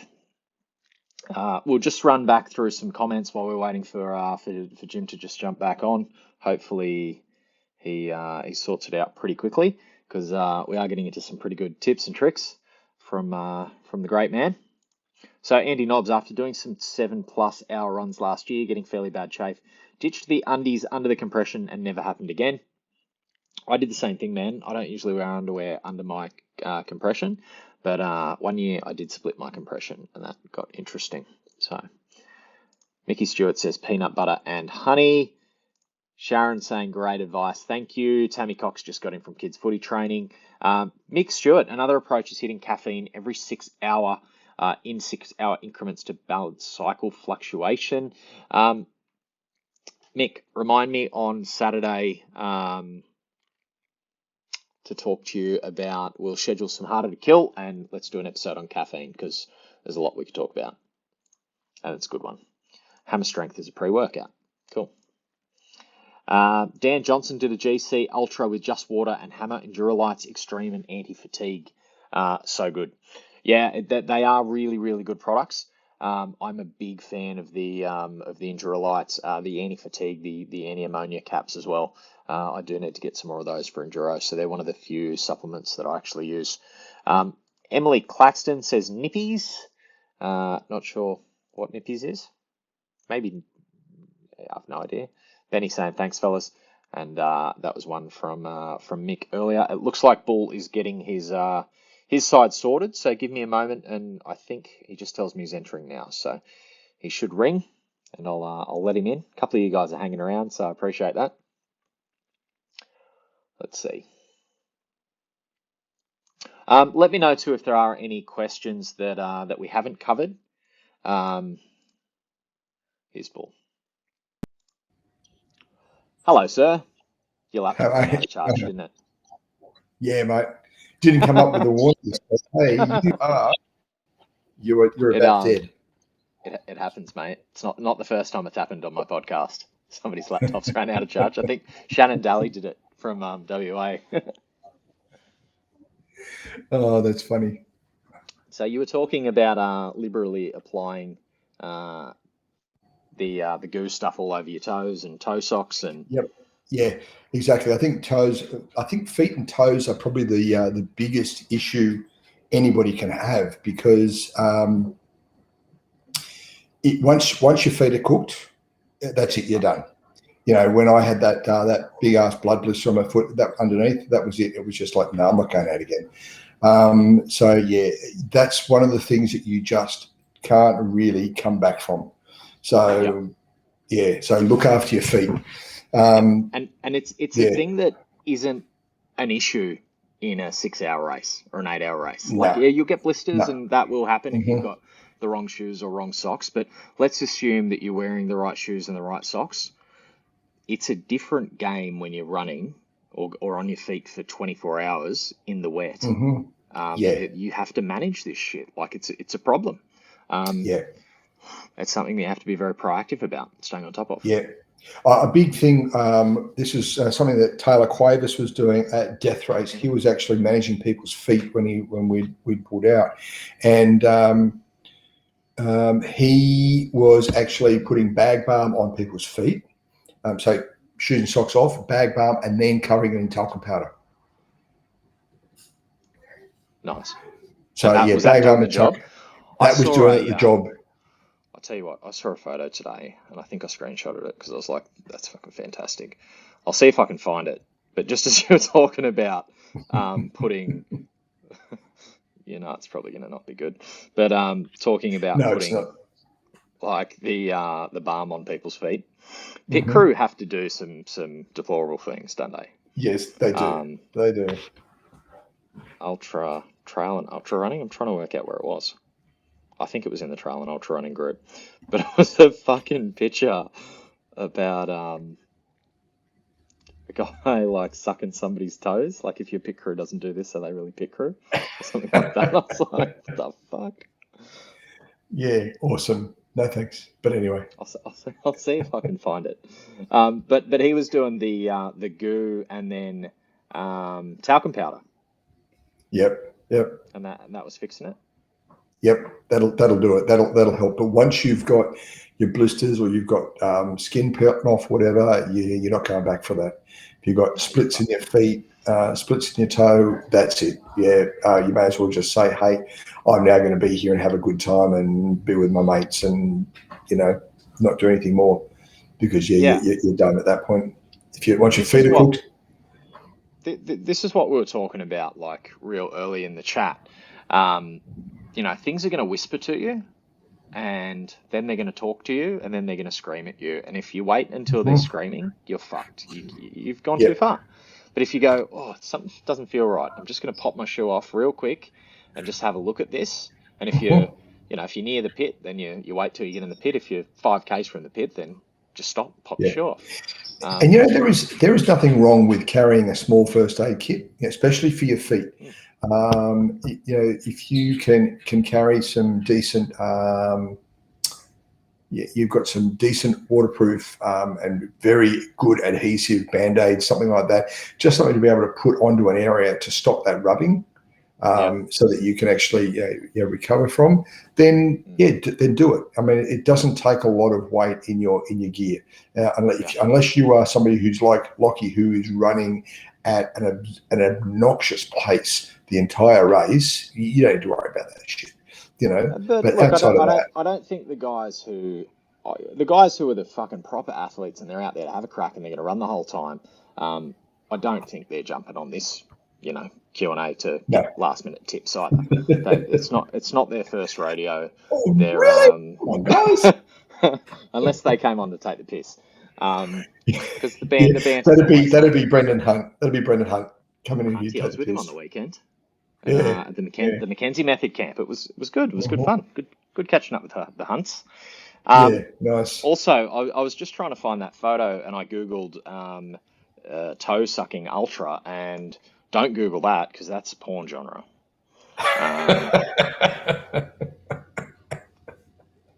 But just not good.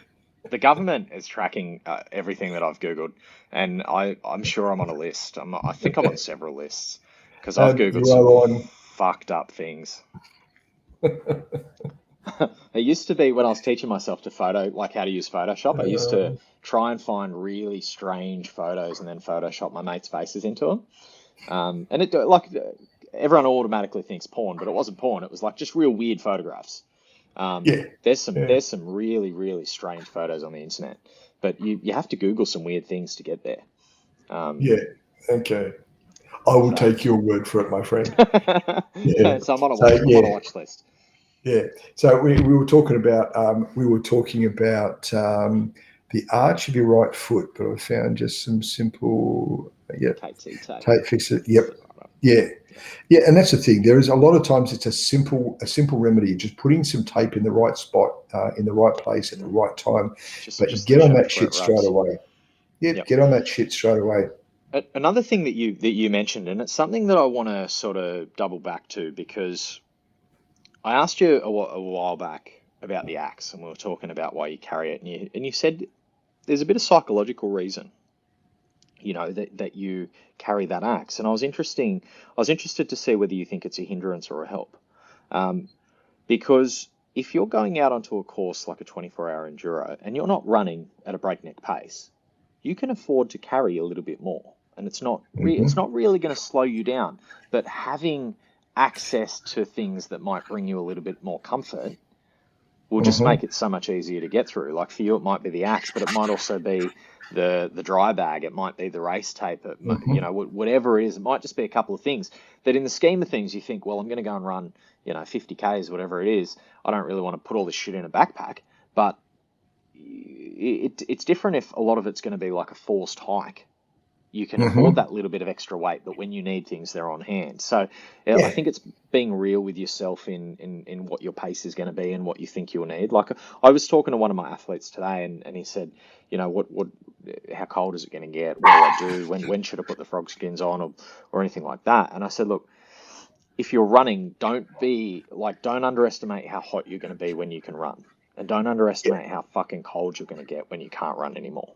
So if you're getting to the edge of where you think you're going to be able to continue running, like you're 6-7 laps deep, like I think he was aiming for 11. And I said, like, you're 6 or 7 laps deep, you're starting to get a little bit fatigued. It's the middle of the night. If you're worried that there might be a couple of sections where you're going to walk, just throw the thermals in the pack. That the little bit of weight is not going to annoy you or slow you down much more. You're way better having it there and not needing it than not fucking having it.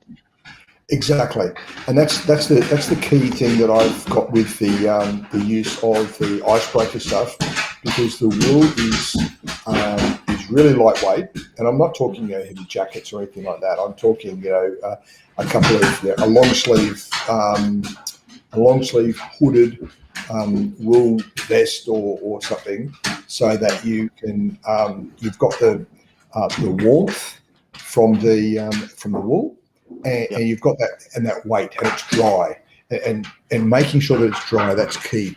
And you can put that on. You put that on for I don't know. You put it on for half an hour or whatever. Get nice and warm, then take it off. Because the problem is when you're then nice and warm, when you get too toasty, you get really comfortable. You know what? You want to stay a little bit uncomfortable. Yeah. So you get nice and warm. It'll keep you hungry. Exactly. You get nice and warm. Great. Now I'm warm. I'm going to take it off, and I'm going to. Don't worry, it's a pussy in my lap. Jethro? It's a pussy. No, this is pretzel. Pretzel, actually. Pretzel, yes. Pretzel. Because he used to always curl up into a pretzel shape when he was a kitten. So my Rottweiler does that. I call him pretzel dog all the time. Yeah, but it's so getting warm and then actually removing that clothing, that excess clothing, so that you can actually run. And it also keeps your stuff dry, especially if you're getting rained on, things like that. I don't necessarily keep all my gear on. I keep enough gear on so I don't get arrested and taken away in a paddy wagon. But you have enough gear on that you can actually get that you can keep running without stuff on. But I take everything else off, especially if it starts raining, because it's like I'm going to get wet anyway. So I'm going to get wet. If I'm actually running, I'm keeping warm. And sorry, I didn't mean to cut you off by bringing that on screen. I just remembered a comment that comes through before. Yes, I will be doing plenty of breath work while I'm running enduro. Thank you very much, Michael. Those breath seminars and the courses have been instrumental in doing a lot of stuff for me. Thanks, mate. But yeah, being able to then it starts raining, you take the gear off. You're not going to be putting on a full waterproof suit so that you actually dry the whole way around and stay comfortable. It's not practical. Yeah. So I prefer you start getting a downpour, I rip the gear off, I throw it into the dry sack, seal it up, hook it onto the vest and keep going. And now it's like, well, I'm cold, but I can sustain this for as long as possible. The rain squall, if it's one of those nights where it's just absolutely pouring constantly, as we've seen some enduros, where it's rained for 36 hours straight, and it's only a 24-hour event, so you just get wet. Just get used to being wet, and it's raining, and then when it settles down, you can then change while you're out there. You can actually, rip one shirt off. You've got a soaking one. Put that just in the bottom of your pack. Don't put it in the dry bag because water transfer, obviously. And yes, the majority of these things I have learned from having fucked them up myself. So you put your wet stuff in the thing, and then you go to collect your dry thing, and it's like, half an hour later, everything's soaked. You idiot. So you learn from making mistakes. That's now the wet bag. That's now the wet bag, yeah. So putting that dry stuff on is good. Or also having your, hang on a sec. Hey, Tori. Yeah, that'd be a good chat over there. Having that drier stuff on, much better. Then you get into the pit, throw the wet stuff at the pit crew. Hang on, Cheryl's still on. No, she didn't do that, did she? That won't be happening. No, you toss the really wet stuff aside, grab some more dry gear, and then off you go. If you're not soaking and all that kind of stuff, and you don't need to change, don't change. Why mess with something that seems to be working fine? Yeah. But if you are uncomfortable in something, change it. Yep. It's as simple as that. Is there anything else that you can think of that we haven't covered yet? I might just get is it Tori in the background? Yep. Very, very loud coming through your Hey, AirPods. Tori, can you keep it going, please? I'm live. Thanks. Yeah. Just got a little bit much. Is there anything that we haven't covered? I'm just trying to think if there's anywhere that we haven't sort of gone. I think I've got a little bit to add about strategy and lap strategy and stuff like that. Yeah, I'd definitely like to dig into. Do it, mate. So one of the things that I've gotten my athletes to do that are working with us is have a plan. Yep. I think plans are important, but they need to be conditional as well. So you go into an enduro, like we've gotten them to work through what is their why? Why do they care about this? Why? What's going to keep them going at 4 a.m? Why are they there? Then we've said, what's your target? Do you want to run a certain amount of Ks? Do you want to run a certain amount of laps? Like often if there's somebody who's done enduro before, they'll say, I did 6 laps last year, I want to do 7 laps this year. Or they might just say, I want to stay on course for a certain amount of time. So it usually goes into one of those 3. Then we say, okay, so you've got a target. You want to run 100 kilometers. You want to run 24 hours, whatever it is. What does that look like? What does that look like from a lap strategy? And we've got lap 1, time out, time on course, nutrition taken, gear worn, total time, including pit, lap 2. Because you need to work this out. So you need to have a plan. You need to have an idea of where you're going to go. Because if you don't have an idea of where you're going to go, and I think if it's not predetermined, then it's going to be real easy to stop when it gets a little bit tough. So you need to go out there and say, I plan to run this.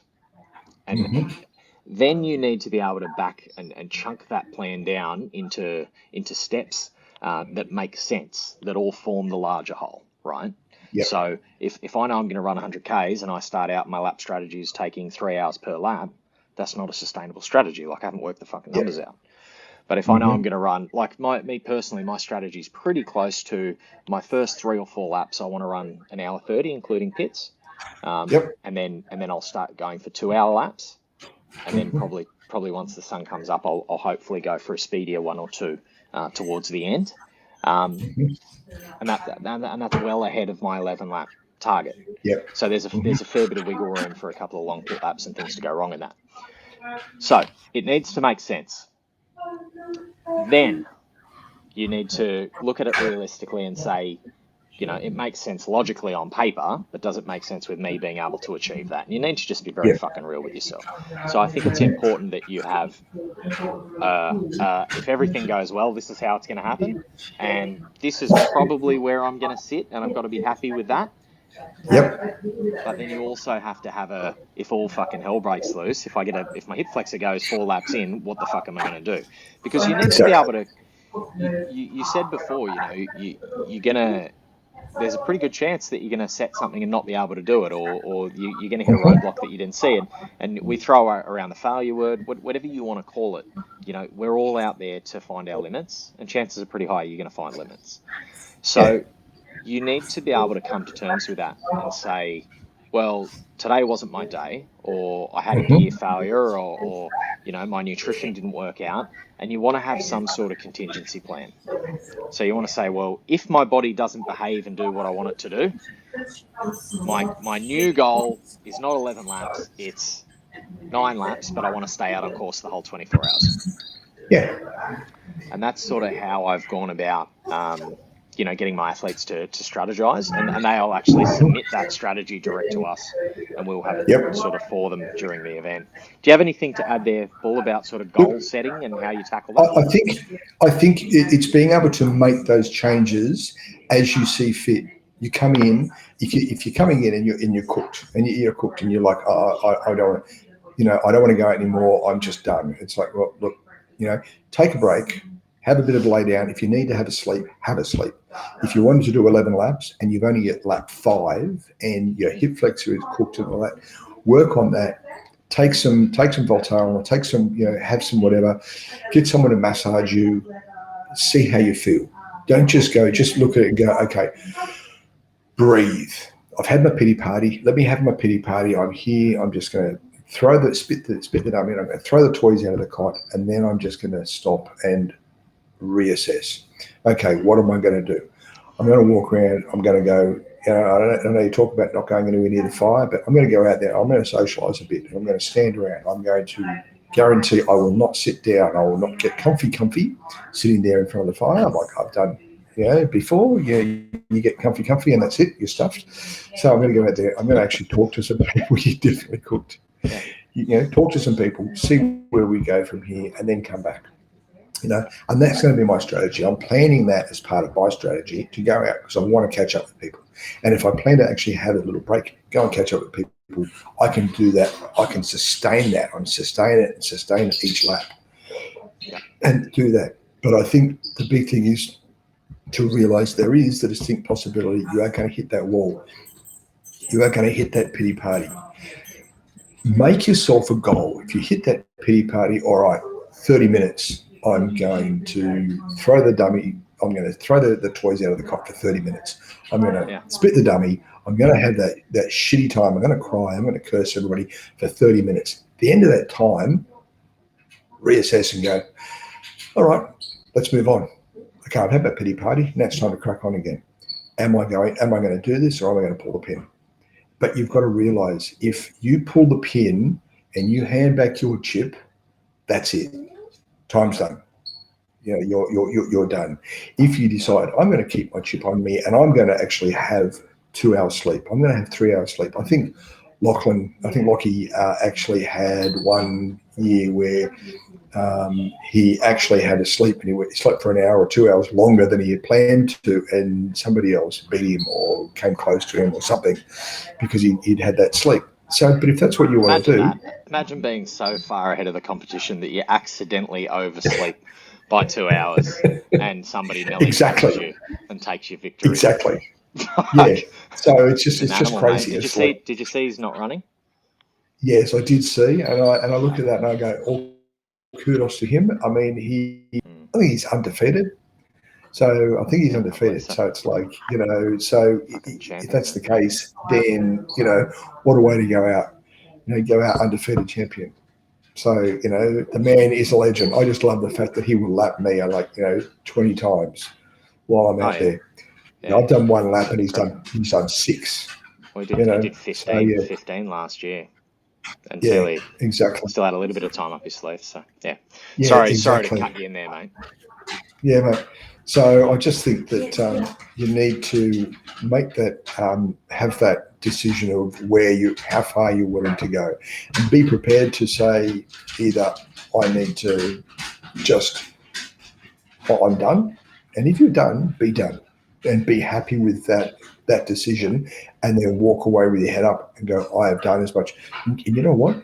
You started this fucking race. You actually towed that line, and you started. You get over that line, you are every step you take further on that trail is one more step that somebody else who hasn't even come to the event has done. Fucking right. You know? I would say every single person that's registered for the 24-hour event, if you told 90% of the people in your life what you're doing, what you're even attempting, they're putting you on a pedestal and saying you're fucking crazy. That's insane. I would never do that.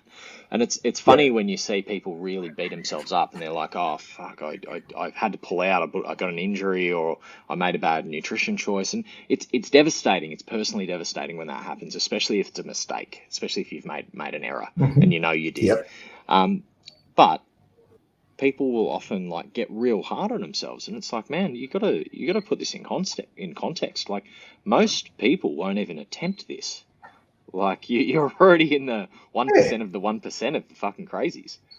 Exactly, and this is the big point, and this is what I learnt, that it took all that time for me to learn from 2014 on the mountain in Vermont, is that I am somewhere, I've come all that way, and I have not achieved what I set out to achieve, but I have achieved more than my body, more than I could ever have dreamed. So, hey dude, shut the fuck up, crack on, look at what you have actually done and learn from it. If you do not achieve what you wanted, then what's the lesson? Where can you actually go from there? So where can you grow? And, exactly. And for anyone who wants to know Bull's full story, I did chat with him a good while ago now. It's probably over a year ago. You can find it at the Chat with Matt playlist at my YouTube, or you can dig a long time through my Facebook posts. Well, I'm not going there, mate. We did chat for over 3 hours, I believe, and your story is incredible, Bull, what you've overcome and where you've gotten to. But the thing that I hear most of all is you're out there for your own reasons, and you're out there for yourself, and it's personal reasons, and that's what almost every single person in this race is there for. There's a few guys who are like, I might get a check, I might win some money. Yeah. But for the most part. Yeah. This is you said the key thing there, mate. Running for themselves. You need to run. You might be out there. Running with someone else, but you've got to remember, at the end of the day, you are there running for yourself. You're not running for them. Occasionally, there's a couple of people going, what, we are running together, and we will stick together the whole time. But if you're out there to do as many laps as you can, and somebody else is holding you back, you need to make a decision. You're not. I don't believe you are being disloyal to your friends if you say, look, I am going to keep going, because I've seen it where people will, one will go further, and then the other one will pass them, and then they'll pass and pass and pass, and you just need to just keep going. And if you don't catch up with them again until the end of the race, or until you come into the pit, then so be it. You're never going to be alone or on your own out there. At some periods of time, you might be, there might be plenty of cows around, and that's it. But yeah, if you can catch one, ride it. But people are going through some shit too. Like, people are processing stuff, and they're deep in their heads trying to escape the physical pain, and you sort of regret. You fucking go deep into yourself, and people are going through some stuff. So you sort of got to be aware of that, and people are there for their own reasons. And like, sometimes I know I get in the zone a bit. Like, usually how I sort of fuel myself is I chat to everyone. I just chat to people, and I'll stop and chat to volunteers, and I'd probably be a little bit decent at this sport if I didn't stop and chat to everyone. But that's what I really enjoy. That's what I fucking love doing, and I can still get out there and hit my personal goals and still do that. And it's understanding that everyone's out there for their own reasons. And you are going to go into the darkness, because that's the point of this. It is. You're being able to look into the dark and then come out and find yourself. It's that, that light at the end of the tunnel. Not always is it just the coming out into the daylight. Sometimes it's the 9:45 express coming down the tunnel. But right. you want to go into the dark, because that's where we find how far we can actually go. I know that there's been plenty of times I'm out there and I'm in my own head, and I'm in my head and I can't get out of my head, and I get somebody comes past and slaps me on the ass and go, "Hey, Bull, keep going. You're doing well, man." And it's like, holy shit, that's right, I am. Like, you never know when your words of comfort or support or anything else to another competitor is that one little thing that they needed to be from I'm pulling out, I've had enough, to actually finishing and doing a personal best. That's the thing. Yeah. It's that's what actually will lift me up more than anything else, is that support for other people.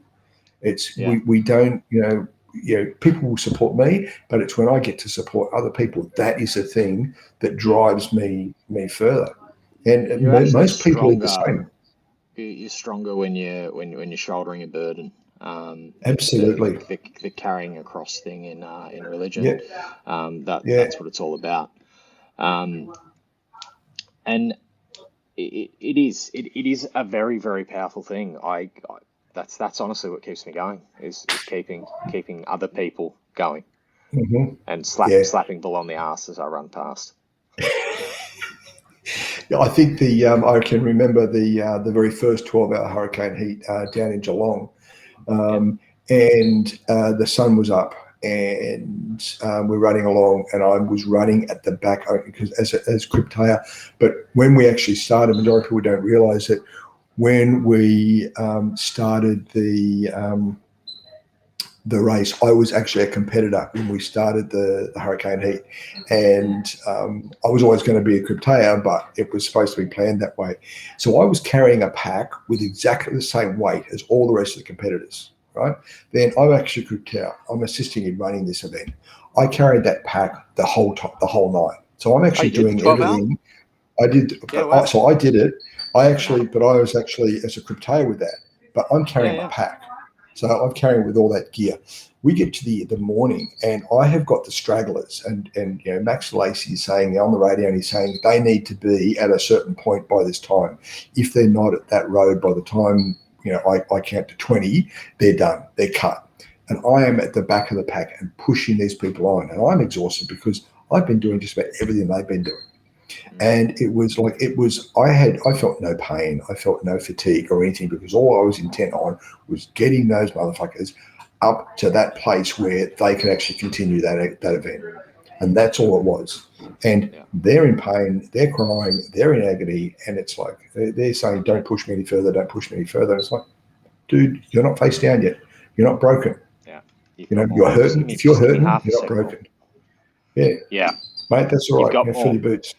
Yeah, exactly. You've to open that door. It gets so fucking hot in this office, man. All the lights. Yeah. So your life's so bright, mate. That's what it is.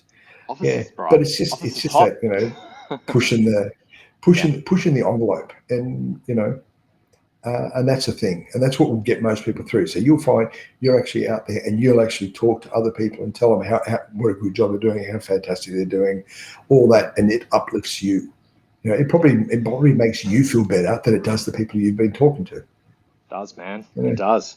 I just think that, like, just being optimistic is that, not even just on a race course, just walking around being a fucking happy dude, like it makes me happy being happy, and walking into a cafe and chatting to people and being happy, and they're like, "Oh, you're bright this morning," and it's like, yeah, why wouldn't I be? It's Monday, like, hey, I'm upright. I'm upright. like I'm alive. Yeah, exactly. Dom let me live another night. Yeah, that wasn't rain before, mate. That was Dom throwing water at you. Probably buckets. One thing that I wanted to say when we were talking about running your own race, I was talking to one of my clients, and I won't name him, but he'll know who I'm talking about. And we were talking. He's quick. He's real quick. And we were talking about his sort of lap strategy, and he he goes fast. He goes out the gate fast and tends to cook himself a little bit early. So it was, me saying, I really want you to try and stay below a certain heart rate. I just want you to stay comfortable. You've got an hour and a half to do these laps and you're still on track. Like, don't fucking stress. Don't worry about the first 2 laps. Worry about where you're going to be at for the last 2. But one thing I said to him was, because he's competitive, he's a young fella, he's competitive. I said, I don't even want you to look at the scoreboard. I don't even want you to look and ask me where the competitors are or how far ahead of you or how far behind are you until the sun comes up. Yeah, exactly. Like that first 16 hours, whatever it is, that's when you're just racing yourself. That last 6 hours, right, now you can drop the hammer. Now you can fucking run some people down. Right. So is he going for prize money? No. Look. Depending on who goes, I think if he went there and had a really good run and everything went his way, he could potentially end up on a podium. But we know that 24-hour races are a bit of luck. I wouldn't be amazingly surprised if he was standing on the podium. But if the guys who are normally on the podium are there in form, I doubt he'll run them down. Does that sort of make sense? Yeah, it does. So I wouldn't rule him out, but he's not quite at that level yet. But stuff happens, man. You could Stephen Bradbury this fucking thing. He could. You've got to be across that start line, and you've got to stay in it to have an opportunity. But really, what he should be doing is starting the race at the pace he's expecting to finish. Yeah. And that's the thing. If you're Lachlan dancing and you can actually finish at the pace that he does, then you can start at that pace. As I said, apart from the first 150, 200 meter bloody mad dash for cash that I'm in, because it's the only time I'm out in front, then it's like outside of that, I am at my pace, which is a shuffle. Yeah. I'll do a shuffle. I mean, there'll be first lap will be with the pack, and after that, I will probably drop it in place of the running vest. Hydration vest, and my go-to being Osprey. Yes, that is a gratuitous plug for the Osprey Duro. You know what? You got me onto the Osprey. I think I've got the Duro, the 1.5. That's the best vest I've ever had in my whole fucking life. It's amazing. It's real good. I've got the 3 litre, and it is like the amount of gear you can put in that is awesome. You've got pouches on the top. You've got the weight belt, the pouches on the waist belt. Put flasks in it. You've got your pockets down the side. It is the Aussie all dancing king of vests. Unless of course you're a woman, really and then you have it's awesome, and Dom's you can thank. Yeah, no, they are the duck's guts. I mean, that's the thing. You know what? I'm actually going to bring it up because they're that good. I've tried a lot of packs. I reckon I've got 12 fucking packs. You need to get some time up, mate. Only 12 packs. God. Well, I've got a heap of vests. I've got a heap of fucking heap of belts as well. I got a lot of shit. I think at last count I had about 42 out there. Wow. Yeah, but I'm a gear hound. All right, that's a lot. But these Osprey packs, I'm just trying to find them. I'm on Wildfire. How about I flip this around so you guys can see what I'm looking at? Yeah, that'd be good. Not the Tempest. No, the Duro. And then I just got to move my overlays around so I can actually see what I'm fucking looking at. I've got all these like overlays over the screen that tell me like what my bandwidth is and that you're coming through clear and what my sound levels are at. Yeah, it's the Osprey Duro 15. Yeah. I'm hoping we can just find it. How many fucking Osprey packs do these guys have? Yeah. Oh, they have a lot, mate. If you just type in Osprey Duro 15. Wildfire Sports is amazing. I go up there. It's up in Brisbane. I go up there pretty regularly. It's incredible. I give away almost all my like reset, like my 28-day resets and boot camps. Often I'll give away like $100 vouchers for Wildfire. All your gear, they're probably the cheapest, but the best selection too. And they've actually got like a walk-in store. So I use this one here. Yep. the Osprey, the 1.5. Yep. It's got enough room in the Yep. back for a hydro pack, but you've got like 250 ml, Yep. 250 ml flasks on the front, which is pretty handy. But you run is it the 6 you've got, Bull? No, I run the 1.5. Yeah, I think it's only a 1.5 I've got. I thought it was a 3 litre. That's pretty small. I think yours maybe is it's a 3 litre. The 1.5 doesn't have like the waistbands. It's only got like here, or mine does anyway. No, it's Osprey Duro 6. That's what it is. It is Duro 6, so it's this one. Yeah, the Duro 6. Yep. Yeah, so just a little bit bigger. Yeah, so the Duro 6 is good, but the Duro is the men's and the Dyna is the women's. So they're just cut slightly different. Osprey are really good because they actually have both women's and men's fitting. So the different ones. So my hiking pack, because I use the pack I'll use at Enduro is a Mystery Ranch from the US. It's a military style pack. So it's got a bit extra weight in it, but my normal hiking pack is an Osprey. So I've got lots of Osprey packs. My day bag's an Osprey. It's good gear. Yeah, they make and strong. Strong. Yeah. It has missed a beat. I've run in Solomon, the S Labs, the Camelback, pretty much every fucking brand. I've tried it. This gear fits the best, is the most comfortable, doesn't chafe. It's good stuff. And it's at a price. It's a price too that if you want to hold on a second one, guys, and it's reasonable, man. Yeah, 125 exactly. for like a big pack is reasonable as fuck. I think I picked mine up for like $90 on a clearance, or $95. It's probably the cheapest pack I've bought. That's nice. Yeah. Kerry's saying, thanks guys. Getting the storms up here keeps cutting out. Watch the rest on replay. Anna Tomlinson, thanks for your time, legends. It's been so valuable. See you there, girl. Let us know how the Hawkesbury is. I think you're out that way. And Corey, thanks for the advice. I'll try and keep it in mind. Might be the young fella who's going to take off real fast at the start. No, there you go. There might be Might be. Maybe not. So we'll have to use the axe on his foot and drop the axe on his foot as he takes off. That's it. Yeah. Any other specific gear or anything, Bull, that we haven't? I'm trying to think if there's anything else. Nah, mate. Look, I think the big thing is just the pit crew having your pit crew don't need to necessarily be experienced, but they've just got to be reactive to what you're after when you come in. For me, I'll be looking for my bone broth to be warm, nice and warm, usually, not hot, so that I can actually get it into me. And have a few comfort foods or whatever there, and having some dry gear, having a look at the weather. So if the weather's really inclement, the pit crew having an understanding of the kind of stuff that you want, having a little bit of change of clothes, having a good warm jacket or something. If you come in here cold, you just want to get warmed up.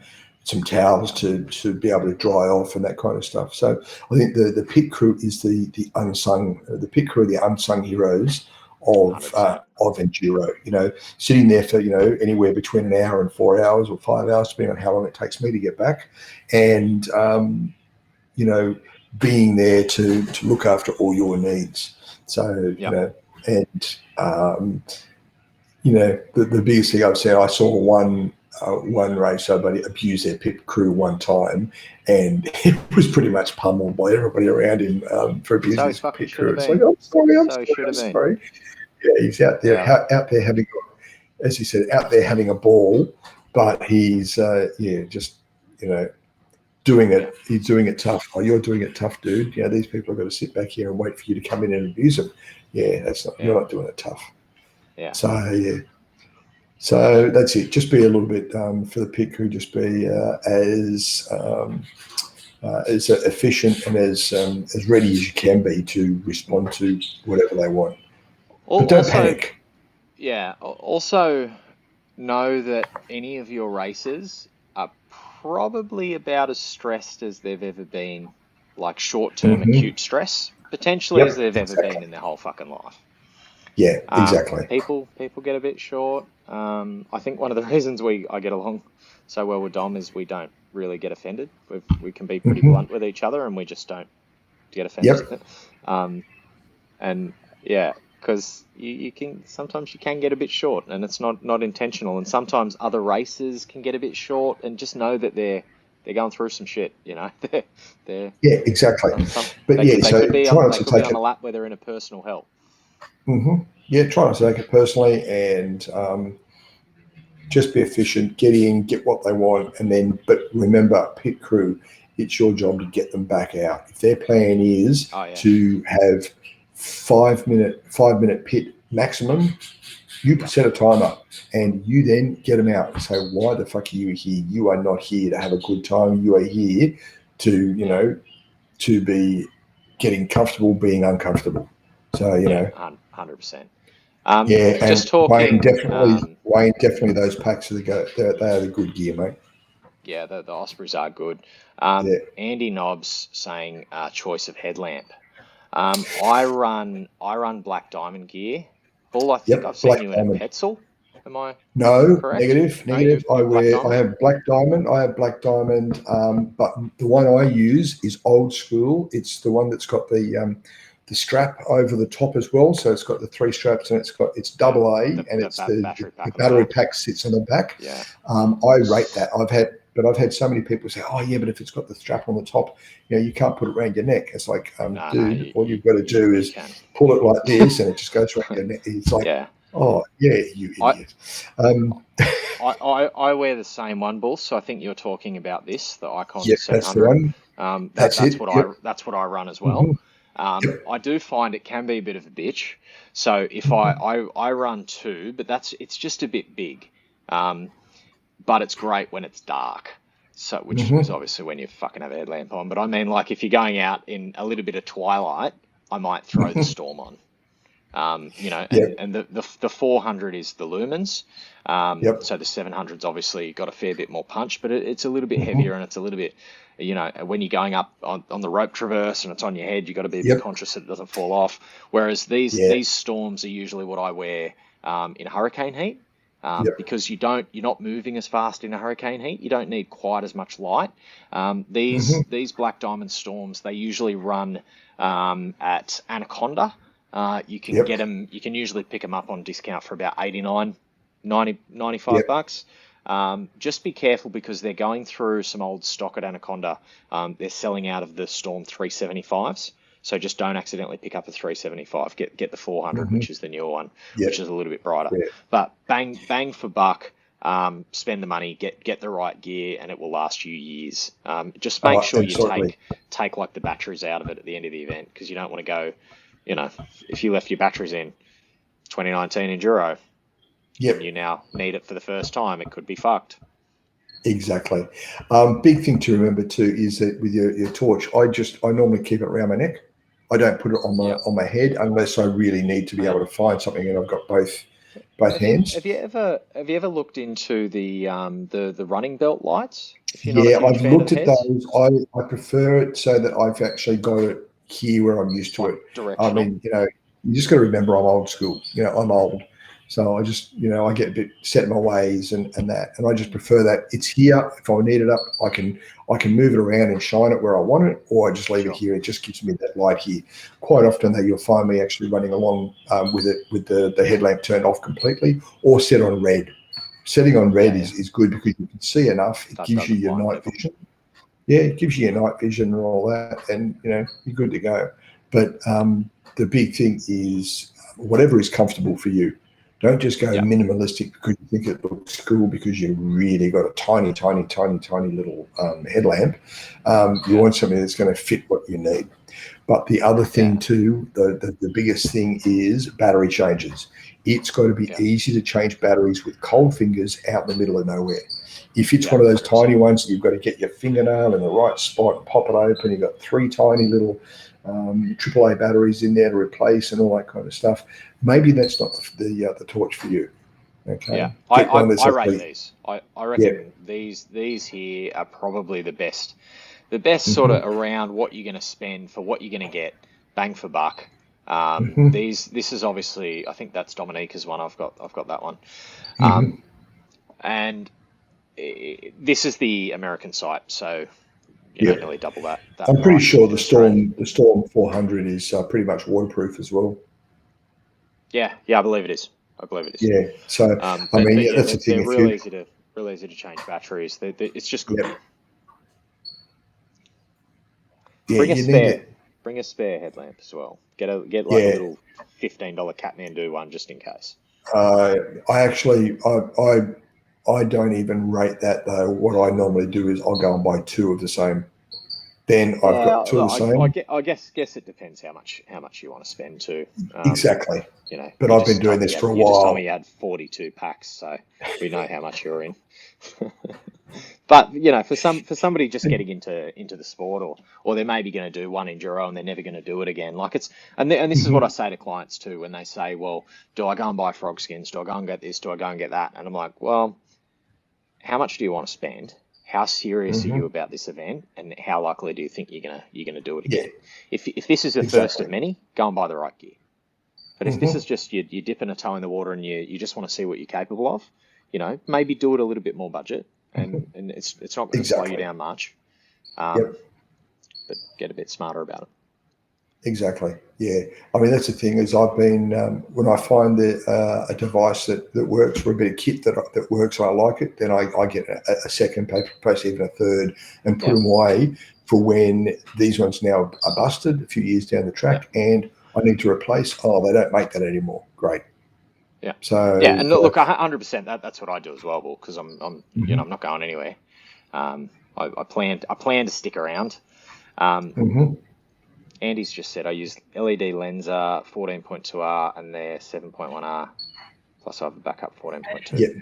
Hey, look, a lead lenser have a really good name. I've had three, and all three of them died on me. So that's a personal thing for me. Is I've had that, but I've had other people who've had them all their lives and never had one miss a beat. So it's like it's what has bitten you and what hasn't bitten you. And for my money, the lead lenser didn't work for me. They died. I've had people say, "Oh, yeah, but you can get them replaced, your warranty and all that." And I say that's fine, but if I've got to have three replaced to get the one that works, how is that of any benefit to me when I'm out in the middle of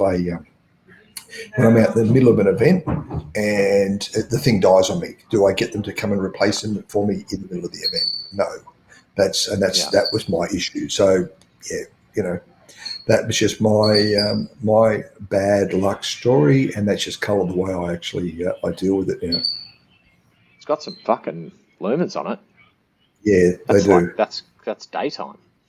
It's but paying for it too, 500. It's up there. Yeah, exactly. And there is that too. How much do you want to pay for something? Like I look at it, the Black Diamond I've got is actually the Icon, not the 700. So they're the predecessor of the 700. So that's how far back they're going. And I've got two of them, and they are just the bomb diggity. They're just great. Yeah, I really reckon that's what you'll see me in for most of the night at Enduro. It's a good torch. It's fucking bright. Yeah. A good bit of kit, but as I said, I usually run it on red light anyway, so it's good for sneaking up on people when you're out there in the dark. Just offering them some turbo food. Yeah, some turbo food. Here, you want a bit of salami? Come this way, my child. Yeah, exactly. Well, we've gone off on a few tangents, as I knew would be the case. Yeah, we have. I was actually going to try and keep this somewhat short and snappy. But it's only gone for 2 hours 42, which is brief. Yeah, which is brief for us, mate. Yeah, it's brief. Brief for us, mate. Can you think of anything that we haven't covered? Look, let's see. Headgear. I normally carry a couple of buffs. So the buff is like the tube that you can put around your neck or on your head, that kind of stuff. I normally have a few of those, really good for keeping your head a bit warm at night. You can then, if you get hot, you can pull it down around your neck, put it on your wrist. If you don't want it on your head, your neck, or anything like that. But also a small like a watch cap or something, a light one that you can wear at night, so that you can actually keep that head warm, because you lose a lot of heat from the top of the head. So you want to be able to try and keep the heat in. We've talked about gloves. We've talked about footwear, jackets. As I said, I don't rate normally wearing leggings, but definitely the gaiters are something that are pretty good, unless you're going barefoot, and I just don't bother. But yeah, knee pads. Some people like to wear knee pads. I think with enduro, you're not actually hitting obstacles like you are with a Spartan race or something like that. So not really necessary, but definitely gloves. Just normal, like a leather glove or a fingerless glove, something like that, may be advantageous to you while you're actually going through some of the obstacles. But again, not really that necessary. I think buffs are a good one. Definitely turn up with a buff or two. They're just real versatile. If it gets a bit steamy or a bit foggy, it can just keep that vapor out of your mouth. They're just real good. I'm going to get some OMR buffs made. But you can fucking pick them up anywhere for like a couple of dollars. Watches. That's one thing that we didn't cover, which I do want to cover. Because I run with a Garmin Phoenix 5X. So this will track the whole 24 hours GPS. So I'll turn it on at the start of the race. It'll run to the end of the race, and I won't look at this fucking thing until I'm in the pits. So I'll only look at this thing if I'm in the pits, or I maybe might have it just displaying heart rate. If I'm feeling a bit, like my heart rate spiking a little bit, I'll just use it as confirmation and look at it and go, fuck, I'm at 170. I just gotta walk a bit and get that heart rate back down, so I don't blow off all my glycogen. The reason I don't look at this is you want to go out and you want to run an enduro and you want to run your own race depending on how you feel. You don't want to march to the beat that your Garmin is telling you, and you go, fuck, I'm not running 6-minute 40 pace like I should be with my plan, and then you'll get in your head, and then that goal will get further away, and once you get negative about it, it'll just cascade, and all of a sudden your goal's unattainable, and your motivation just fucking disappears, and that's when you'll break the walk. So I won't look at my lap times until I get in the pit, and I'll get in the pit, and then I'll look at it, and I'll go, oh, that was actually pretty good lap. And then sometimes I'll get in the pit and I'll go, well, that was 15 minutes longer than I thought. But I will very much run by feel. Which is different to how I run, say, a beast or a super. Like I will look at the watch and look at my pace. Anything to add there, Bull? I know that's how I do it. I don't know if it's common. Look, for me, I like to just tick over I like to look at the Ks. Though I've normally got it set to miles. It's like, I've done 5. But it's actually miles. It just feels psychologically better. I'm running a Fenix 3. Plus, I've also got the Apple Watch. So quite often I'll actually wear that for a lap. The battery doesn't last as long on the Apple Watch, but it's strong. It will give me heart rate, etc. It gives me good indication of the distance and that. So I'll come into the pit and I'll just take it off and I'll put it straight onto the charger. And without turning the workout off? No, without turning the workout off, and I'll just pause that, put it straight on the charger. That's it. You just do that, and you just charge it quickly, and then keep going. And that should be enough. It will probably last longer than that, but I like to do it every lap, just because it gives it 4 hours out of an Apple Watch on workout. So it just means that I can actually come in, give it enough boost of a charge to put it right back up there, and then keep going. And you just said there you sort of watch your mileage. I think about this in the same way that I sort of warn clients against the scales when they're trying to lose weight.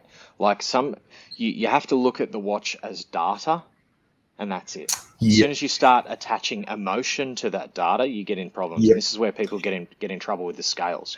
If you're losing weight, Exactly. you need those data points. You need to know you need to know what you're doing Yeah. is working. But if you And- get real bad psychologically about what the scales Yep. are saying, it's bad news. Then you're cooked. I mean, that's the thing. I look at the scales purely as data. Hey, look, I've put on 200 grams. Okay, that's fine. I have no problem. And hey, look, I've gone a little bit slow. Care. I'm just looking at it purely from a data point perspective. This is how far I've got to go. No issue. Yeah. So that's just I all think that is. It's just pure data. I've just got to charge this. I didn't think our podcast. It's turned off. There it is. You still got me? Yeah, mate. I've got 8% on the AirPod Pros, so yeah, that's okay. But yeah, so the watch. I think it's important that you you have it on, but just don't let that pace guide your event. You can be mindful of what the pace is, and you can look at it, but as soon as you start to go, you just got to be careful, like, because if it's positive, it can be a good influence, but if it's negative and you're maybe a little bit off pace of where you thought you might be, like, what you don't want to fall into the trap of is you're gonna have, like, your enduro will most likely oscillate. You'll sort of go, you'll have like one good lap where you're like, that was amazing, I feel amazing, and then you'll go out and you're like, what the fuck am I doing with my life? But then you go and have a good feed and you get some warm socks on, and then you go back out and you're optimistic again. You're like, how good's this? So if your pace drops on one of these bad laps, and you can see your watch, and you start to you get in this negative feedback loop, and you will just talk yourself out of this event. So just be very careful that you don't fall into those pitfalls, because they're very real. Exactly. But you know what? I think sometimes you've got to fall into those so that you actually see where they are. Oh, 100%. Quite often people go, 100%. Oh yeah, I've never had that problem. And I go, yeah. And then suddenly one day they actually hit that problem. They go, holy shit, now I know what you were talking about. Well, Bull, I don't look at my fucking watch, because I've done it. I've had that happen in a race and been watching the watch and going, oh, my knee's sore, but I can't run as fast as I wanted to. Fuck this marathon, I'm going to walk. Yeah. I've done it. And that's why I can talk confidently about it. Yeah, exactly. Because you've been there, you've walked it, you've talked it, you've done it. Yeah. Well, I think we're going to wrap this up. We have been talking for nearly 3 hours. Like there's any more questions trickling in, mate. Thank you for your time. Thank you for organising this too. You sent me a message and said it would probably be a good idea. I definitely did want to do a pre-enduro chat, so it's worked out really well. Mate, anything to finish on? Anything? Mate, when I said yeah, it'd be a good idea, I thought you were going to have somebody else on who had some really good ideas, not me. But hey, that's fine. You didn't actually get the point of what I was trying to say, but that's okay. Look, mate, I think with the amount of new people at Enduro this year, I've had a lot of people contacting me with hints and tips and all that kind of stuff. And I just think this has been good to be able to give people, hey, if they take 1% of it away, that's great. If they take nothing away, they've got the humour value from it. They've had an opportunity to really have a laugh at me, have a laugh at us. Me with no hair and you with that fucking, cocky thing you got going there, mate. That's it. Yeah. But, mate, it's been good. And I think that really at the end of the day, just go out, run your own race, have a ball, enjoy the ambience, enjoy the people there, and connect with people. And, as long as you're connecting with people and have a good time, mate, you can't go wrong. Yeah, I agree. Definitely. Yeah. Thanks for tuning in, everyone. The replay always lives on forever on Facebook, but they usually go up at the OMR YouTube channel a day or two after, so I'll try and get it up tomorrow. Let me know in the comments or through message, either message myself or Bull, if there was anything in particular that you really took away from it. And yeah, definitely come up and say hello to both of us at the event. Smack Bull on the ass as you run past him. Loves that. He'll give you some turbo fuel. And What else have we got? We've got I'm running a last-minute Enduro. Sorry, not Enduro. I'm running a last-minute OCR boot camp at Raw Challenge Gold Coast this weekend. So if anyone wants in, send me a message. But aside from that, everyone, enjoy your night. And Bull, you stick around. And we'll have a quick chat while we go off air. Roger, mate. See you later.